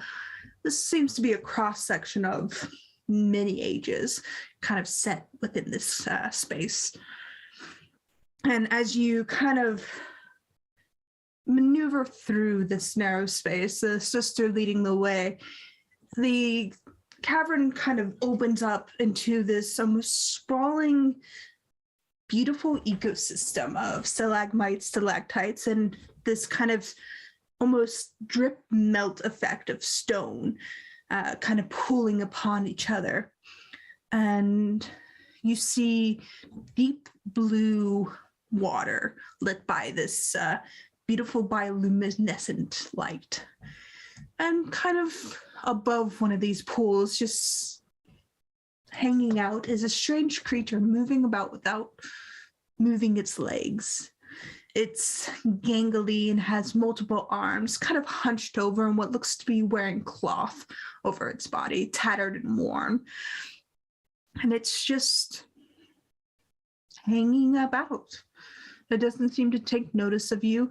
And when it kind of turns its face towards you, there are no eyes, but there is a wide mouth. And for those who are adept in understanding either Numenera, biology, or nature in its own, this is probably a combination of a natural evolution influenced by the elements of natural Numenera in this space.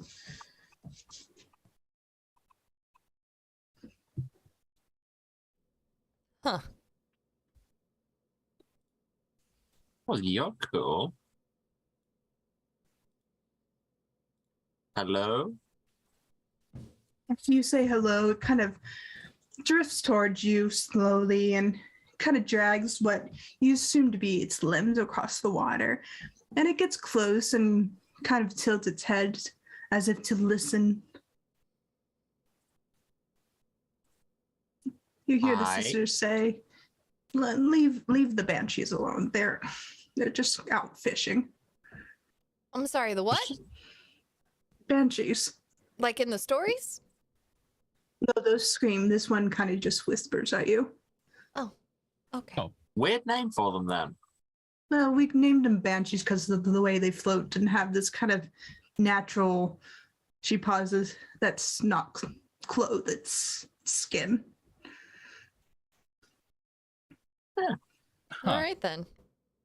Well, as you are, I guess. Just past you, doesn't bother you. Crocodile kind of sniffs towards it, but nothing's paid much mind.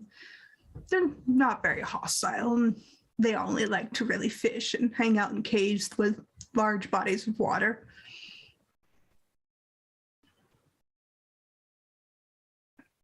But you can continue on your path. It is a bit slippery,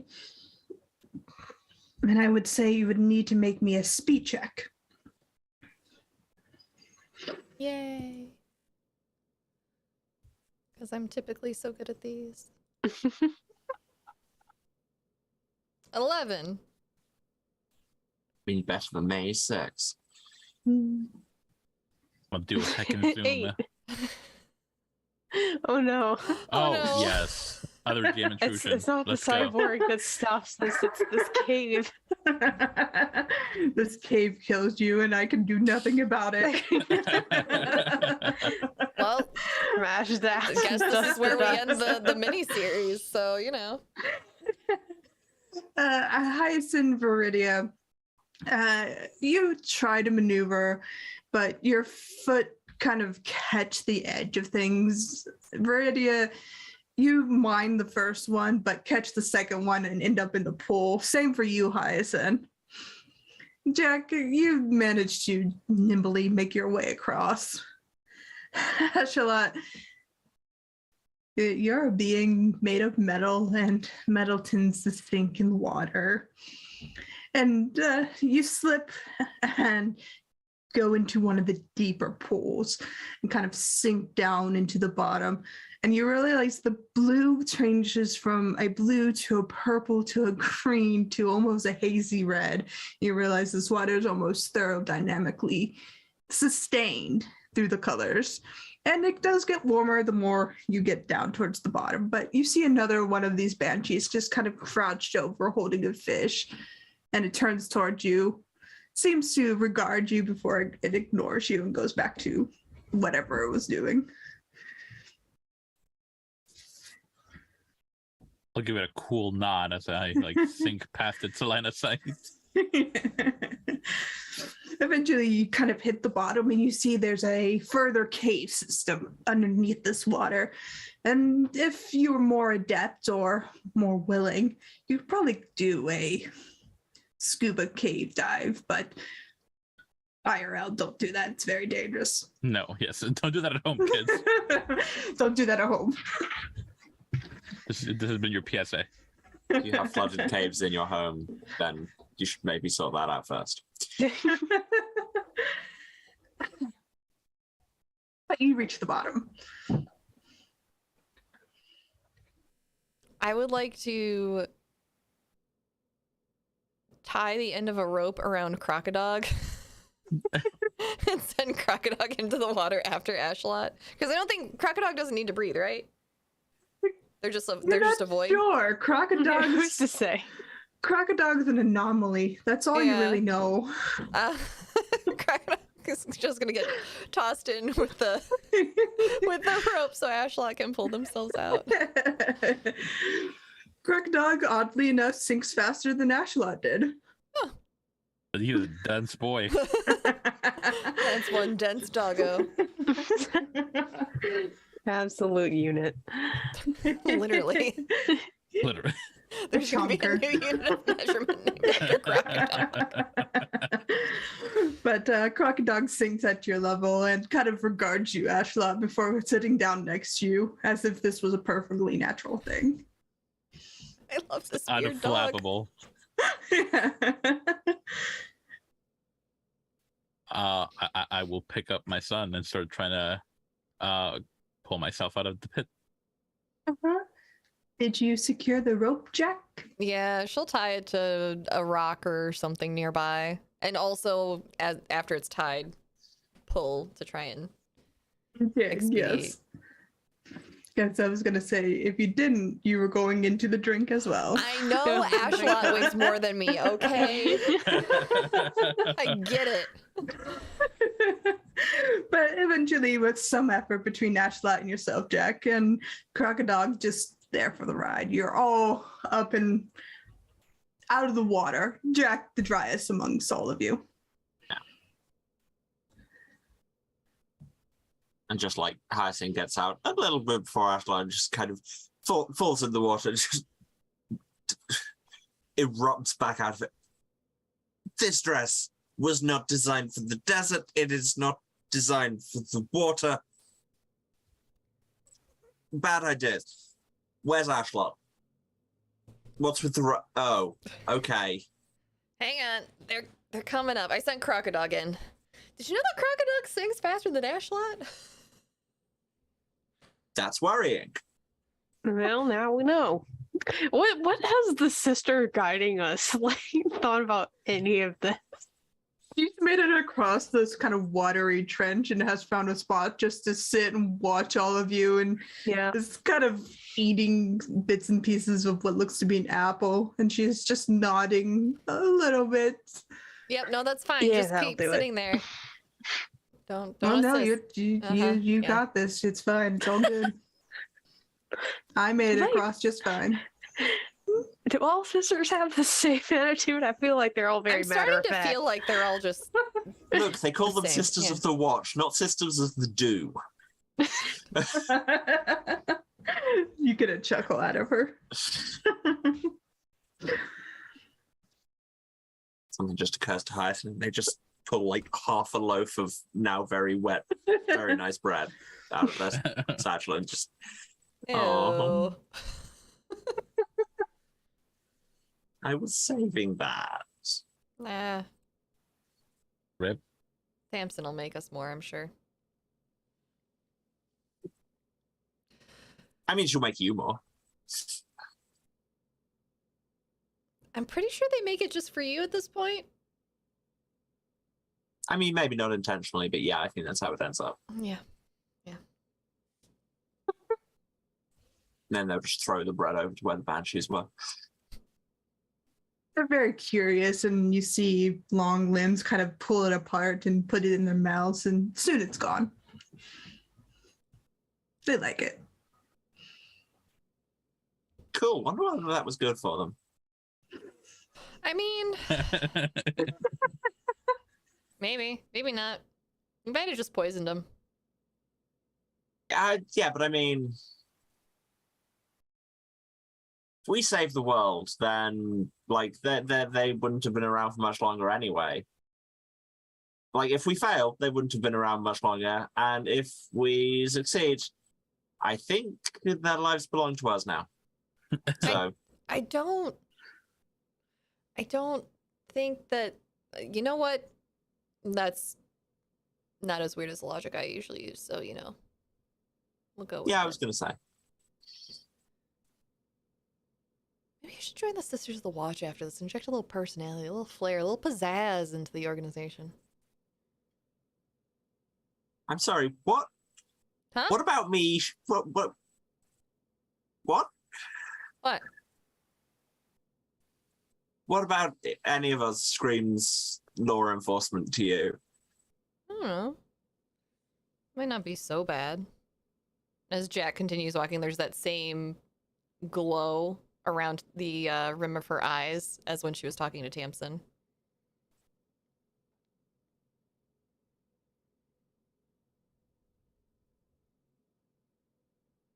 Anybody else notice that? Yeah. Huh.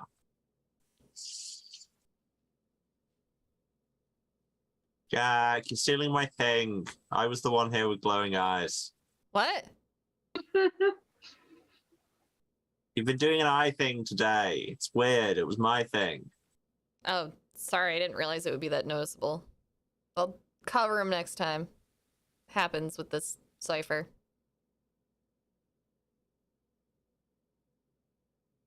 What? Cipher?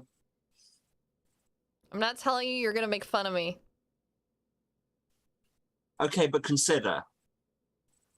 I probably will anyway. Yeah, I tell you what, if you tell us about your cipher, I'll tell you a little bit about the one I just got recently. Their memory lapses. What One more now? time. Their memory lenses. Ah. You have a poor memory? The sister speaks up. I don't have a poor memory. Butt out. This is between me and them. Oh. Okay, don't worry, I'll take this. So you've got Okay. a poor memory.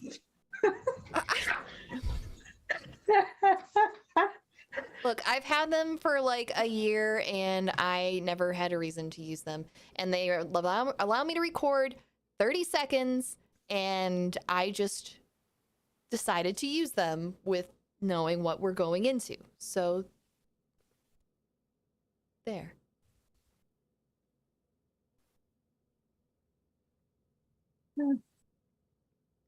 I mean, look at it this way. If it doesn't work, you won't have time enough to forget anyway. So, sure. Yeah. Goldfish memory. What? Goldfish have the sister kind of sniffles. Anyways, we're here. As she steps out of the cave. I have a goldfish memory. Just wanted to commit Tamsin's face to memory. Jack just keeps walking.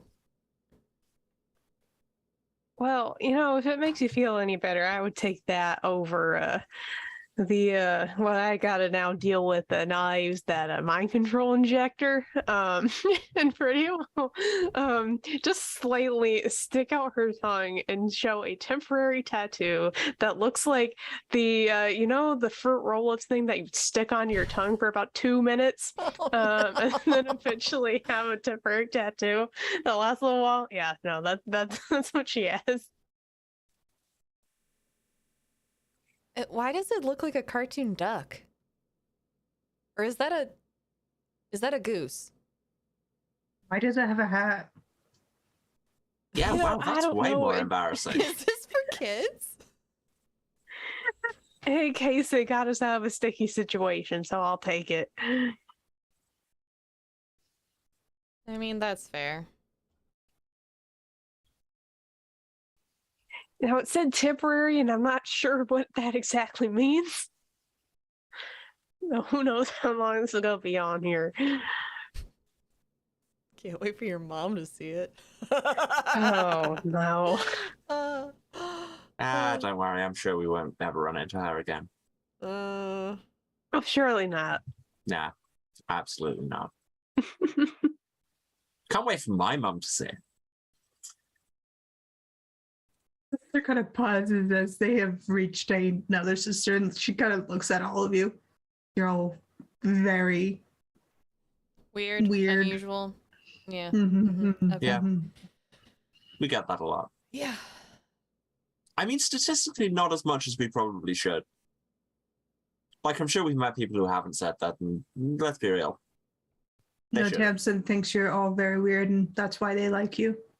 Oh, Guess there's worse Wait, they reasons. like us? Like, multiple of us? Well, they like Jack in a romantic sense, but the rest of you, they would consider friends. I need to try harder. Anyways, Do you try it all? No, I mean to annoy them. that's very hard to do. Shh. Tamsin's literally in charge of over 300 sisters. I can be as annoying as 301 people. I've been told that before. I thought it was weirdly specific at the time, but now it's beginning to make sense. Gotta stress test the patient system. Guess you'll just have to join the sisters of the watch with me. Cause a little chaos. Again, I feel like causing chaos is the opposite of what they do. Exactly. Oh, we have a chaos division. See, there's an entire chaos division. We should go. Okay, now I'm interested. Yeah, right? Well, the sister pulls out an application and hands it to you both, if you are considering it. You just carry these around with you? Just have those. I'm recruitment. Oh, okay. I got pulled out of my recruitment to be a relay, and here we are. Well, sorry for the inconvenience. Now, did you get pulled out of recruitment, or did they just know this would happen? Because I would believe either. Sure. She kind of shrugs. Anyways, the next sister will take you up the hill. She kind of waves and disappears back into the cave. They've absolutely taken the form. Shoot, she already left. I was going to pick her pocket. Oh, well. Next one.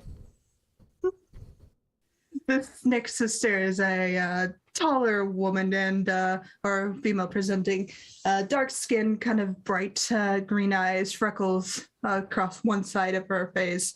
The other side of the face has a vitiligo kind of beautifully kind of decorating her other side of her face. And she wears her hair up in a bun and kind of looks you all over and says, "Well, I hope you have your hiking shoes on." I do have the only pair of shoes that I own on. Fantastic. Let's go. As she turns around and walks.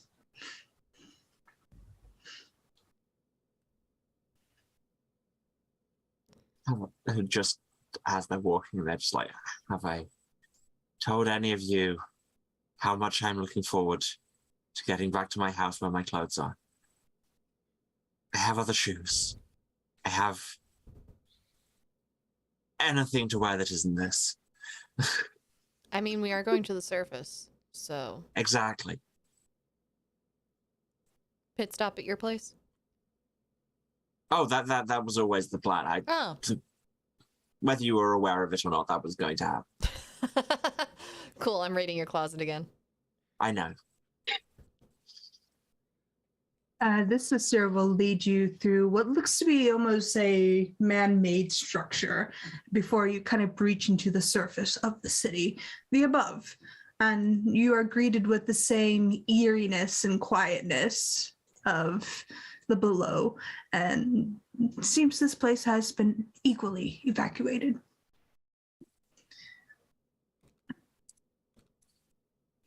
But she'll lead you through what looks to be, you seem to be appearing down here from the southern side. And she'll lead you towards the wall that's on your left and head towards that path. You know that will take you past the farm fields and up towards the mountainous region that is kind of past the farms itself. It will get very hilly, but it's not really anywhere near your house, Hyacinth. Yours is more on the far side. Opposite side of town. Yeah.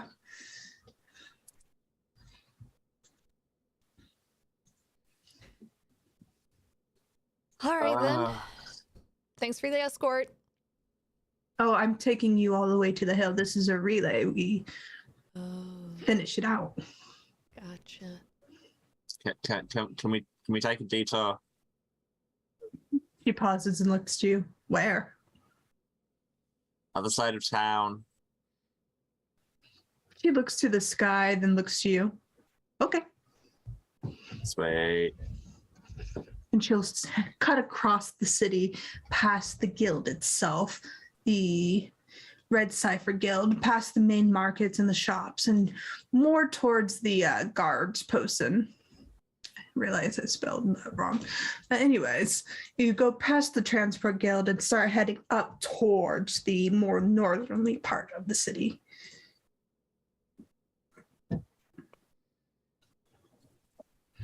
It'll take you about 30 minutes. It's not a very big city.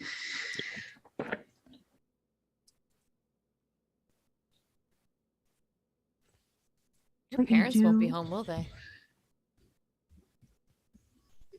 I mean, in theory, no, but also, I don't know if you ever tried to convince them to do anything they don't want to. If they've decided that they were staying at home, which I could totally believe, then they'll be there.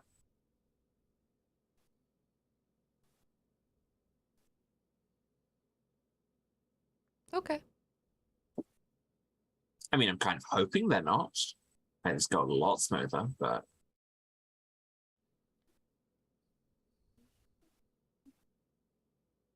You'll eventually reach your parents' home, and it is quiet. Nobody is home. oh, thank God. Oh, that makes it so much easier.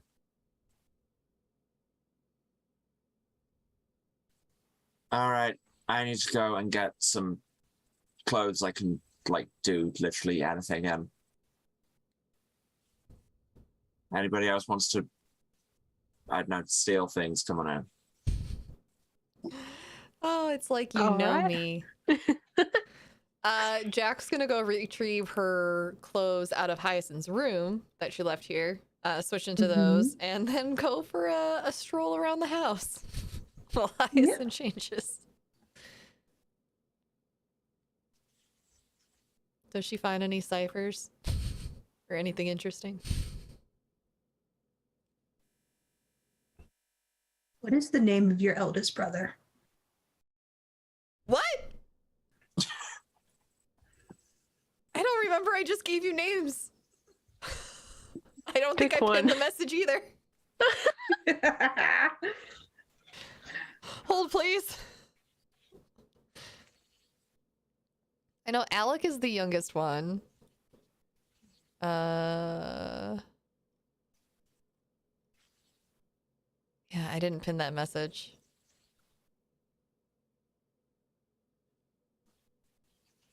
I think that was one of the notes that spilled water all over. You expect me to keep notes on my own family in this game? Come on. I mean, I took notes and then my water spilled everywhere, and now I don't have that particular set of notes anymore. It do be like that sometimes. It happens. Let's just go with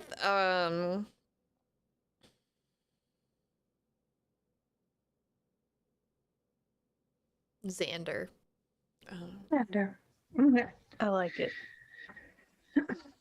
You see as you're kind of walking through this and kind of a spacious house, like you've been here before, and you're getting a true sense of the house now that you're allowed to wander. And you kind of glance to your left and you see written in black marker upon a wall, "We evacuated. We came here to search for you as Alex has said you had been here. Please be safe. Xander."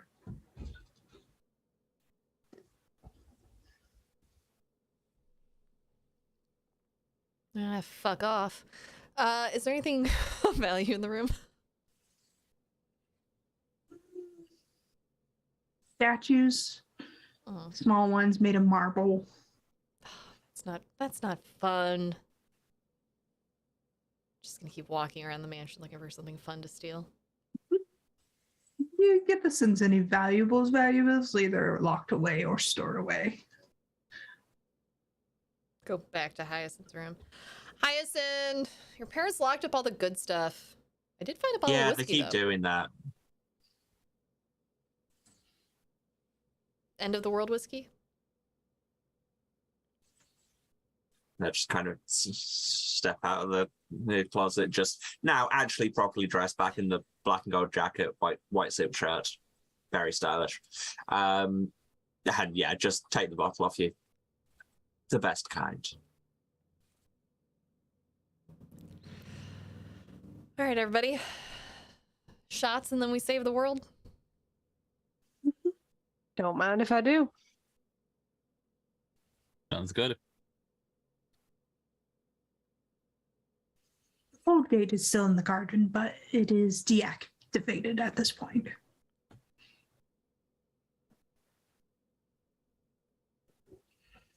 Then you take your shots and kind of look out this window and see the pyramids kind of decorating the sky, silent and hovering in the space between the heavens and the earth. The sun is about just afternoon at this point, and it creates this kind of haze across the city. It's probably the first time we've heard birds sing so naturally without the disruption of the city life. A quiet moment of respite and calm before the next leg of your journey starts, as the sister who is relaying you comes in, sees you take a shot, takes one herself, and flips the glass upside down and says, "Let's go."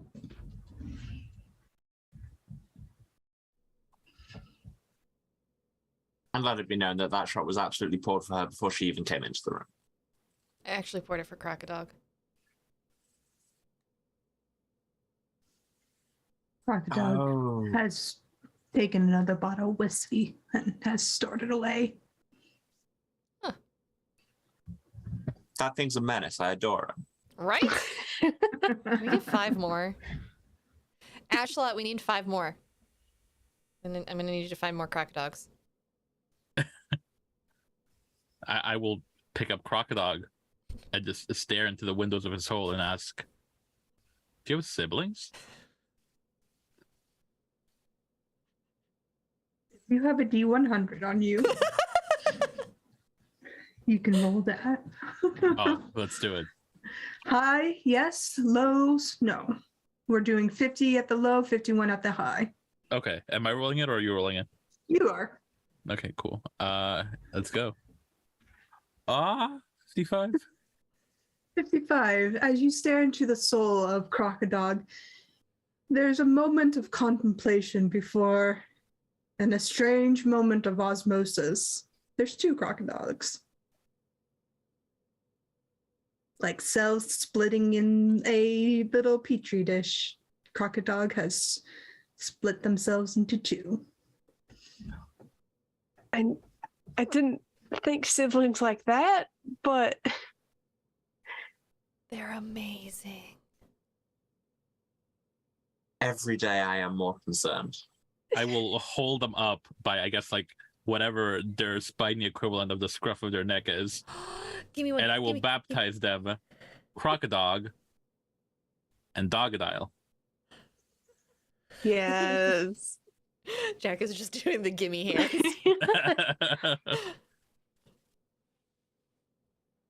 Is there any kind of, I don't know, like juice or dirt that I can like do the mark Whiskey. for them? I mean, there's whiskey. Oh my god. You can baptize your Numeneric dogs with whiskey. Yes, I will allow Perfect. this moment to occur. I love TTRPGs. I think 10 years of religious trauma was just healed.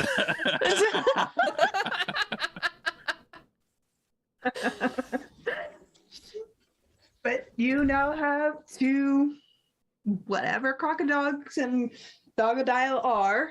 They are the same stat blocks that I gave you, Ashlot. It's fucking wild. Thank you for this gift. But they are smaller now because they lost Oh. density.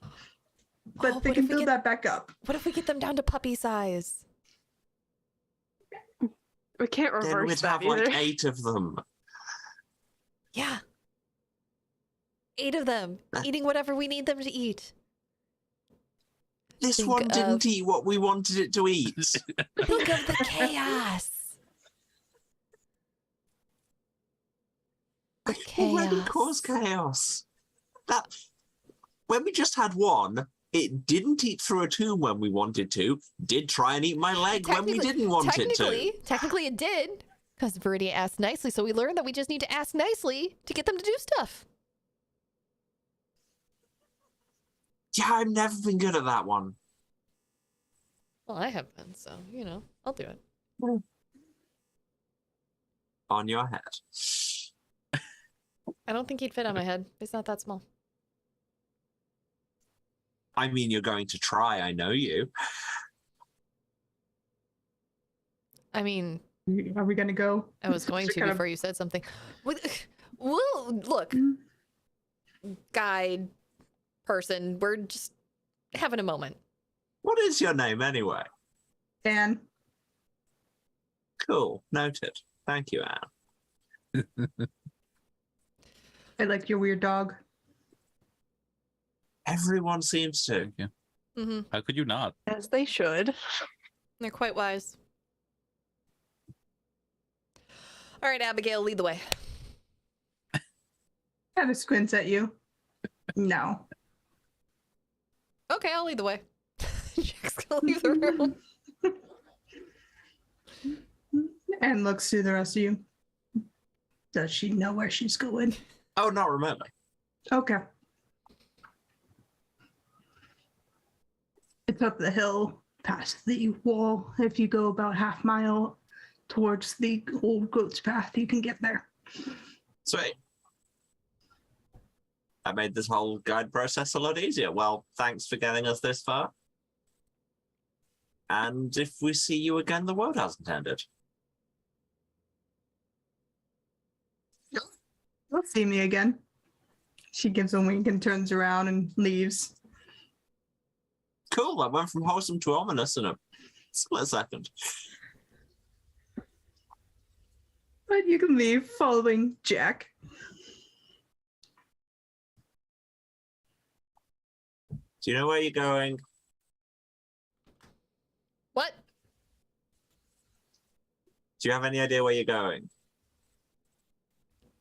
That away. I mean, yeah, fair.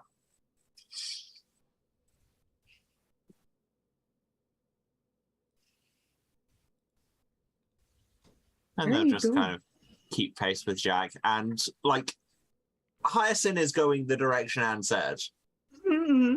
and hoping Jack takes the hint. Yeah, Jack will follow Hyacinth. Anne lost favor with Jack the moment that she walked in the door and thought that the whiskey was just for her out of it being there. That's our save the world whiskey. Dogadile is much more affectionate than Crocodile, as in they are constantly licking your cheek, Ashalot, like Puppy Sue. But Puppies. cuddly all the same. Crocodile's a bit more mature. He's the eldest. Yes. But as you're wandering this path, you see a sister every now and then kind of posted along the road. You take note of them and they take note of you, and they don't bother you. They just seem to be keeping the space, keeping it safe for any people making their way through this area, relaying information. You do see other sisters passing you, and they are more or less just making sure information stays up and passed through the below and the above. As you kind of wind up this kind of goat path, and it takes you about an hour, and the sun is kind of pushing towards the early parts of the evening. And once you get to the top, kind of have to do a bit of a search. So if you want to, roll me a perception.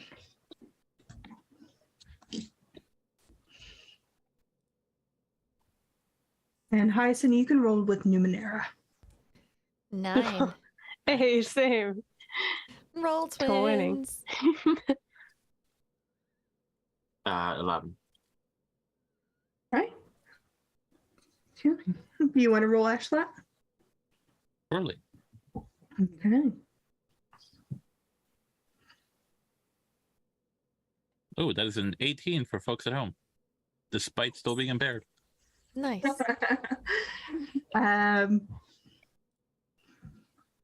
You, Jack, and you, Viridia, don't see it right away. It takes you a bit.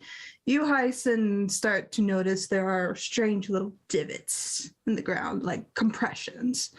You, Ashalot, with your background in mercenary work and stuff, realize that this is a outline of a building covered by what looks to be grass and maybe just tucked away by age, as nature seems to reclaim anything that it doesn't want in its way.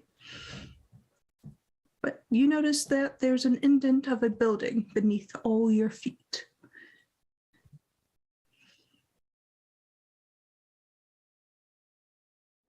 How do you think we get in?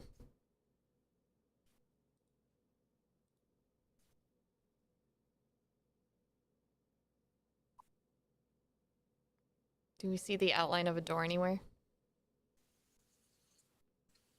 I would say, Ashla, you would see the outline of a hatch kind of off and to the left of this building.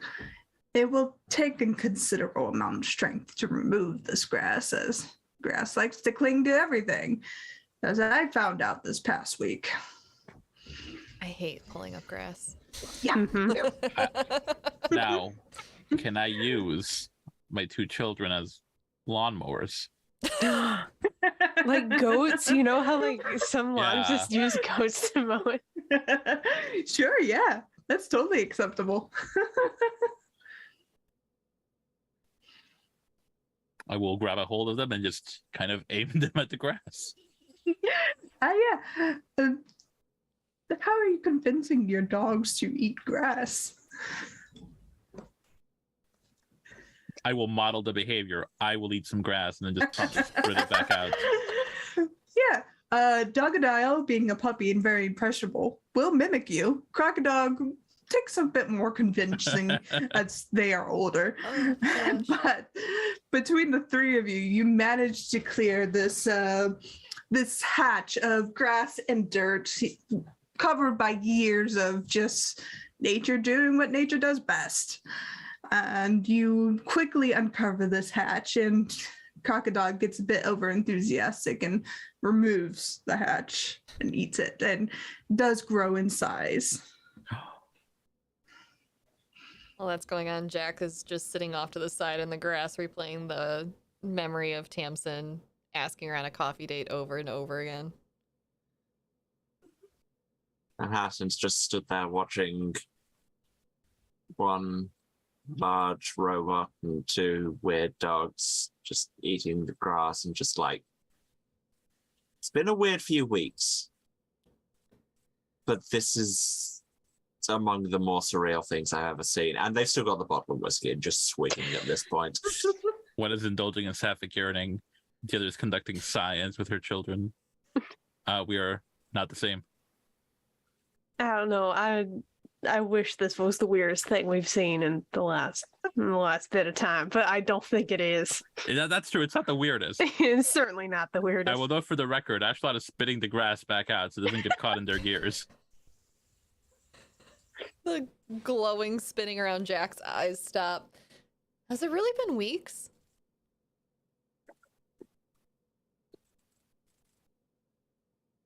I'm not gonna lie, it feels like we just met each other under that awning yesterday. Yeah.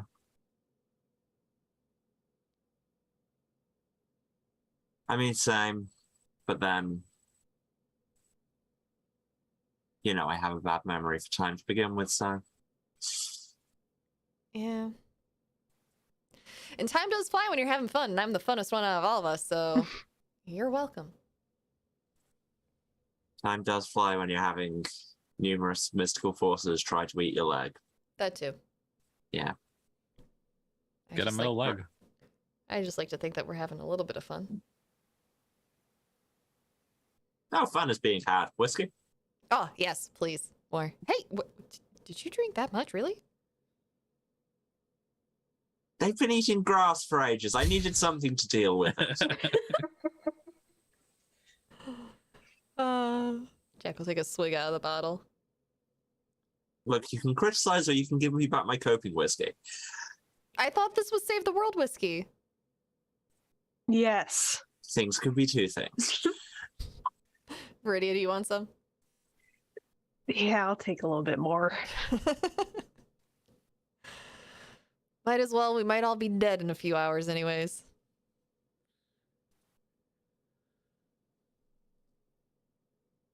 I don't know if you all seen it, Despicable Me, but Crocodile and Dogadile is Gru Dog. It's that kind of spiky dog. Yeah.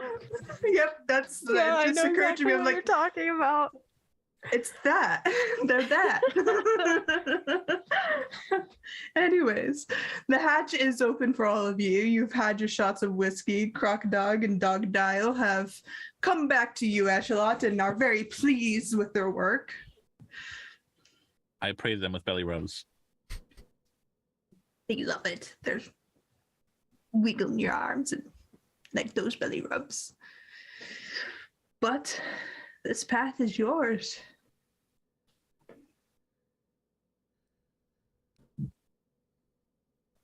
Oh. Into the hole, I guess. Down the hatch, as they say. Away we go. I've got nothing to add to this, so I'm just gonna go into the. I'm just. Jack just starts climbing down. Place is a lot further down than you gave it credit for.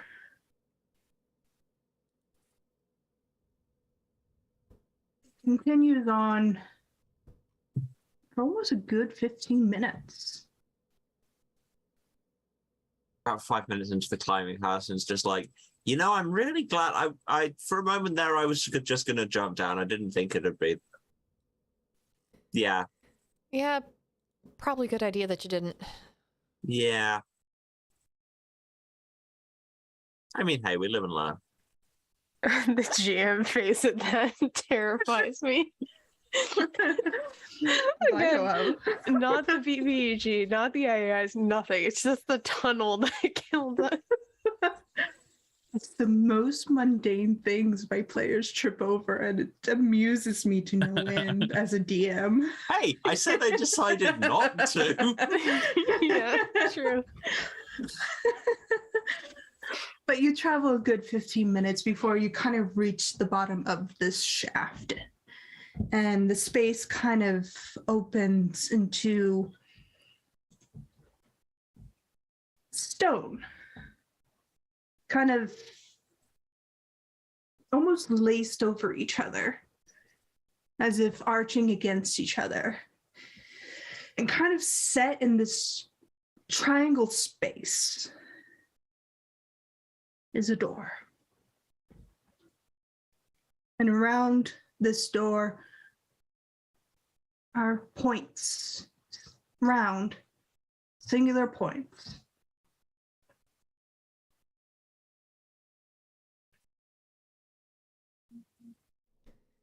Do the stars fit into them? You put one in.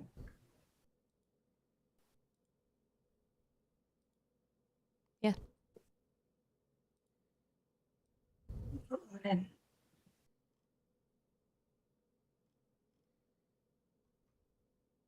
The memory of thunder echoes across your mind.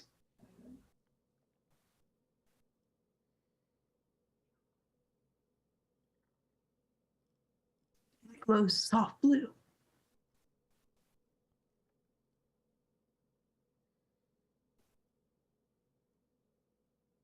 Just after that Thunder Harrison's like, I swear for the love. Anybody remember what it was like when you just had doors that were just doors? Like you'd go out of one room and into a room that was next to it, and not this that we have to deal with all the time now. I miss regular doors. And then they put another star. Put another star in.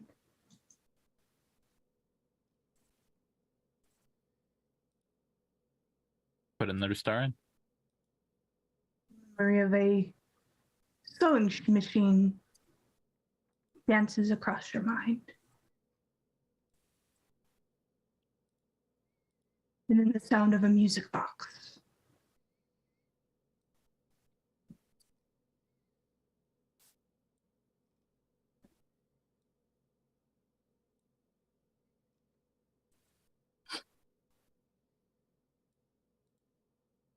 Put another star in.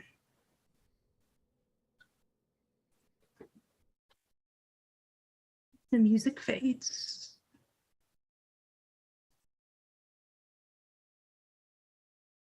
You hear the sound of birds.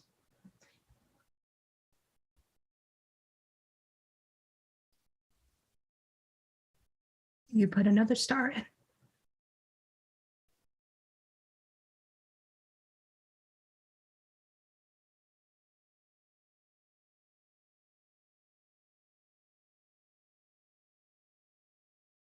Place the star in, and these memories, not your memories, but your memories and not your memories overlapping.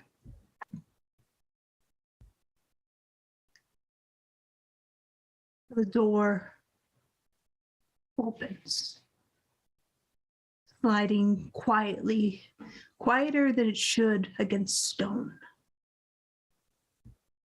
Before you is a path made of stars and red-lined grass. And you see the familiar shape of a large building off in the distance, sitting against the backdrop of inky blackness. The same building you saw in Emily's tomb, waiting quietly in the dark.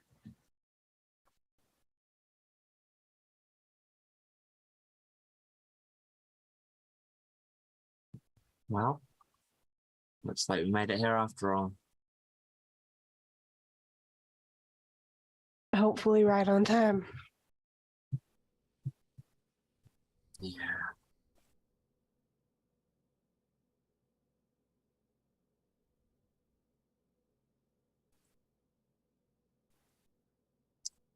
before they go in, like, just gonna like grab a rock or something and just kind of toss it in, make sure that the floor actually is floor. Do so, and it kind of scatters across this ground, and much in the way dust is kicked up when you toss a stone into dust. This starlit path is mimicking that in a way. Sparkles of light kind of flare up and then settle once more.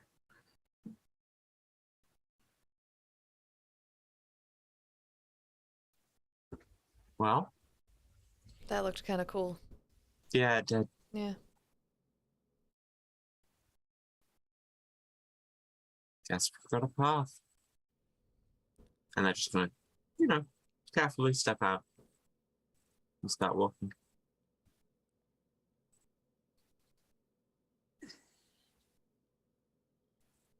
Connect to solid ground. Light kicking up beneath them. The grass beside you, soft, red-hued. And you notice that it's not as dark as it should be. Turning Hyacinth, you look behind you and you do see the frame of the door, the space you entered through, but you also see a massive black hole pulling in light. Or it should be pulling in light, but it's stationary. It's still, it's stopped. It's just holding the space in this vortex of red light. Don't like that at all. Don't like Just what? gonna kind of, Oh, I don't. I'm just kind of experimentally just shoot a little burst of light off from my hand and see if it does anything to it. Just light, whatever it is.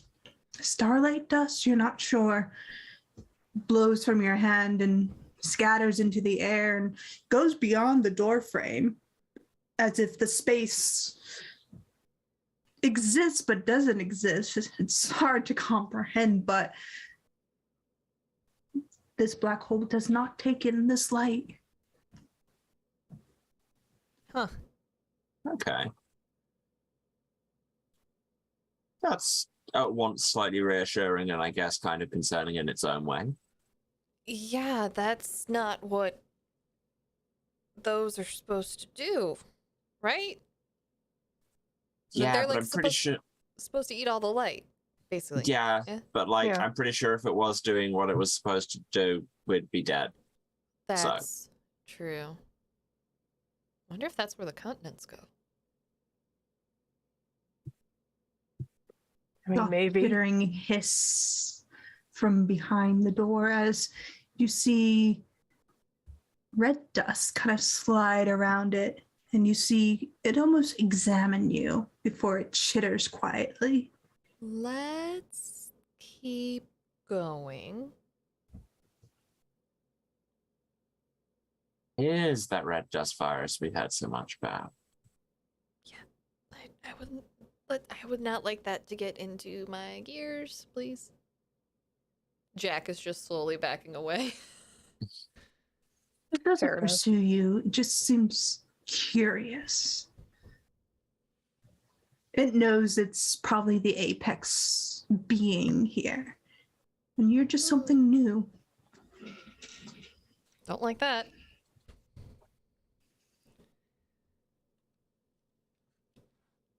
Are you walking up the path towards the building? Mm-hmm. You make your way up the path, and the stardust, for the lack of a better term, kicks up as normal dust does, and the grass sways in a normal fashion. It's almost a strange contradiction to your reality. It behaves in the manner you're familiar with, and something you would observe it would be familiar with, if not for the black hole behind your door. Still and quiet. The red dust virus follows you at a distance, sneaking and sliding through the grass. Doesn't make a noise, and that's probably the most disturbing thought. It's not making noise. And you see the marked paths by lab techs that were previously here. You see equipment long ago abandoned, scattered along the side of the road. But the path is marked and seems safe. And as you approach this building, it kind of almost sits at an angle. The rest of it's flat, but it's almost perpendicular with the ground. You see 3 kind of large archways carved into this large space, and you see a soft, welcoming light on the inside, spilling out into this darkness. There are no doors, just simply a space to observe.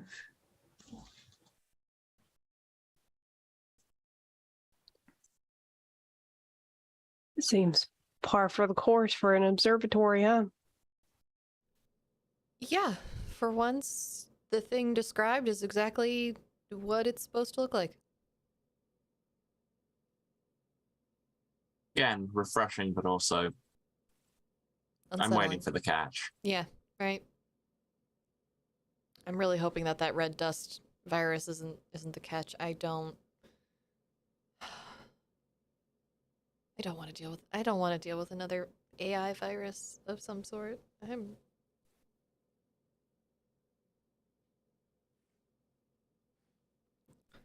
I mean, this one looks like it probably couldn't even hold a knife. Hey, too soon. Probably should have gone and gotten stitches. What do you think? I think I'm not qualified to answer that question, but I will if you want. Probably should have at least brought bandages with me. Yeah. Oh well.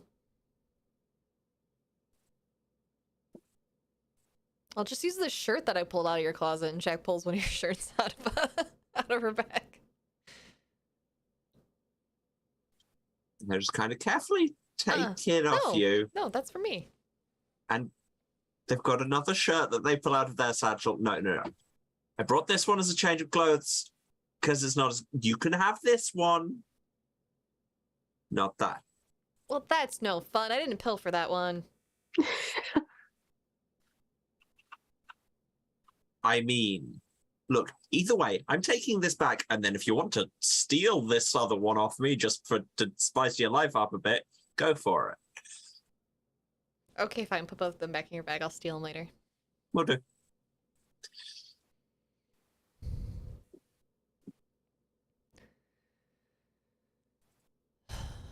All right. So now what do we do? Just wait?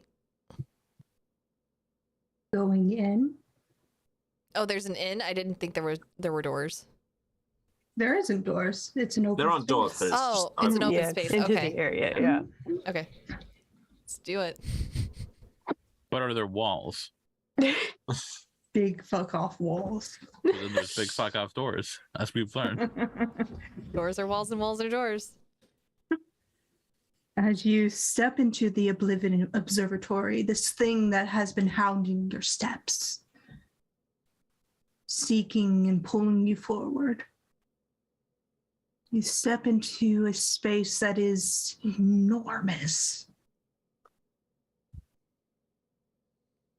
And in the center of this room, with soft glowing lines kind of reaching towards it, pulsating quietly, is a tomb with the AI you know as Rage sleeping upon it.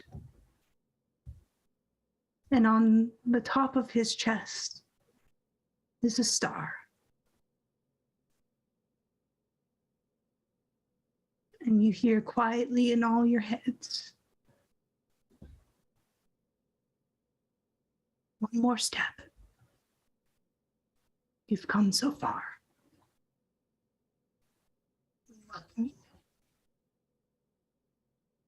What was that When last they're- part?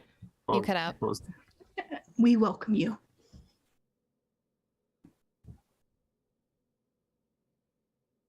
As these words kind of fade and settle over the space, the session ends quietly.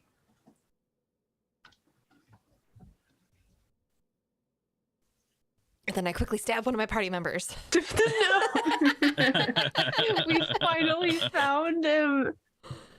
Ah.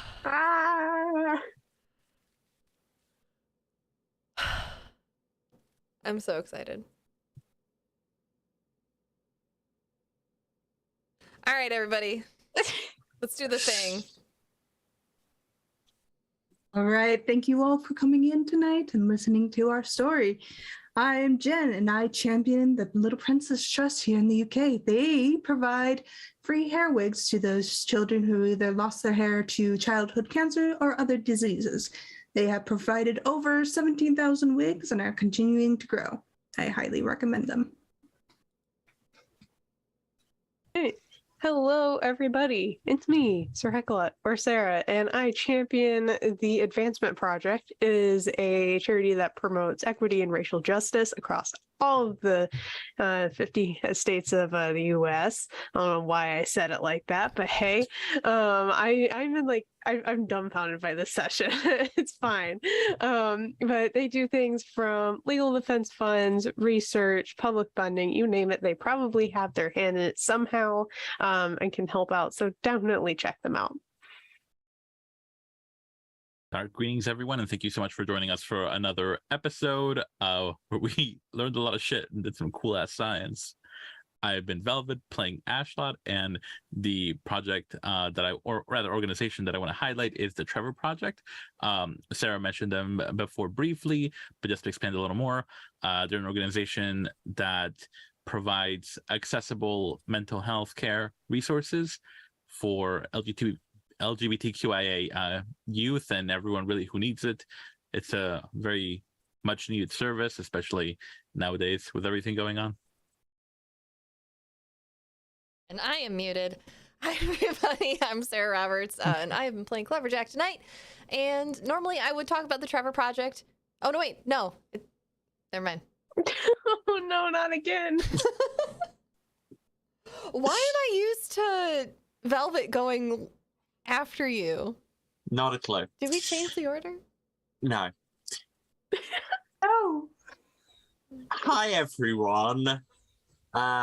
Yeah. Hi, I'm Emma. I've been channeling my ADHD into a wizard for the last 3 hours.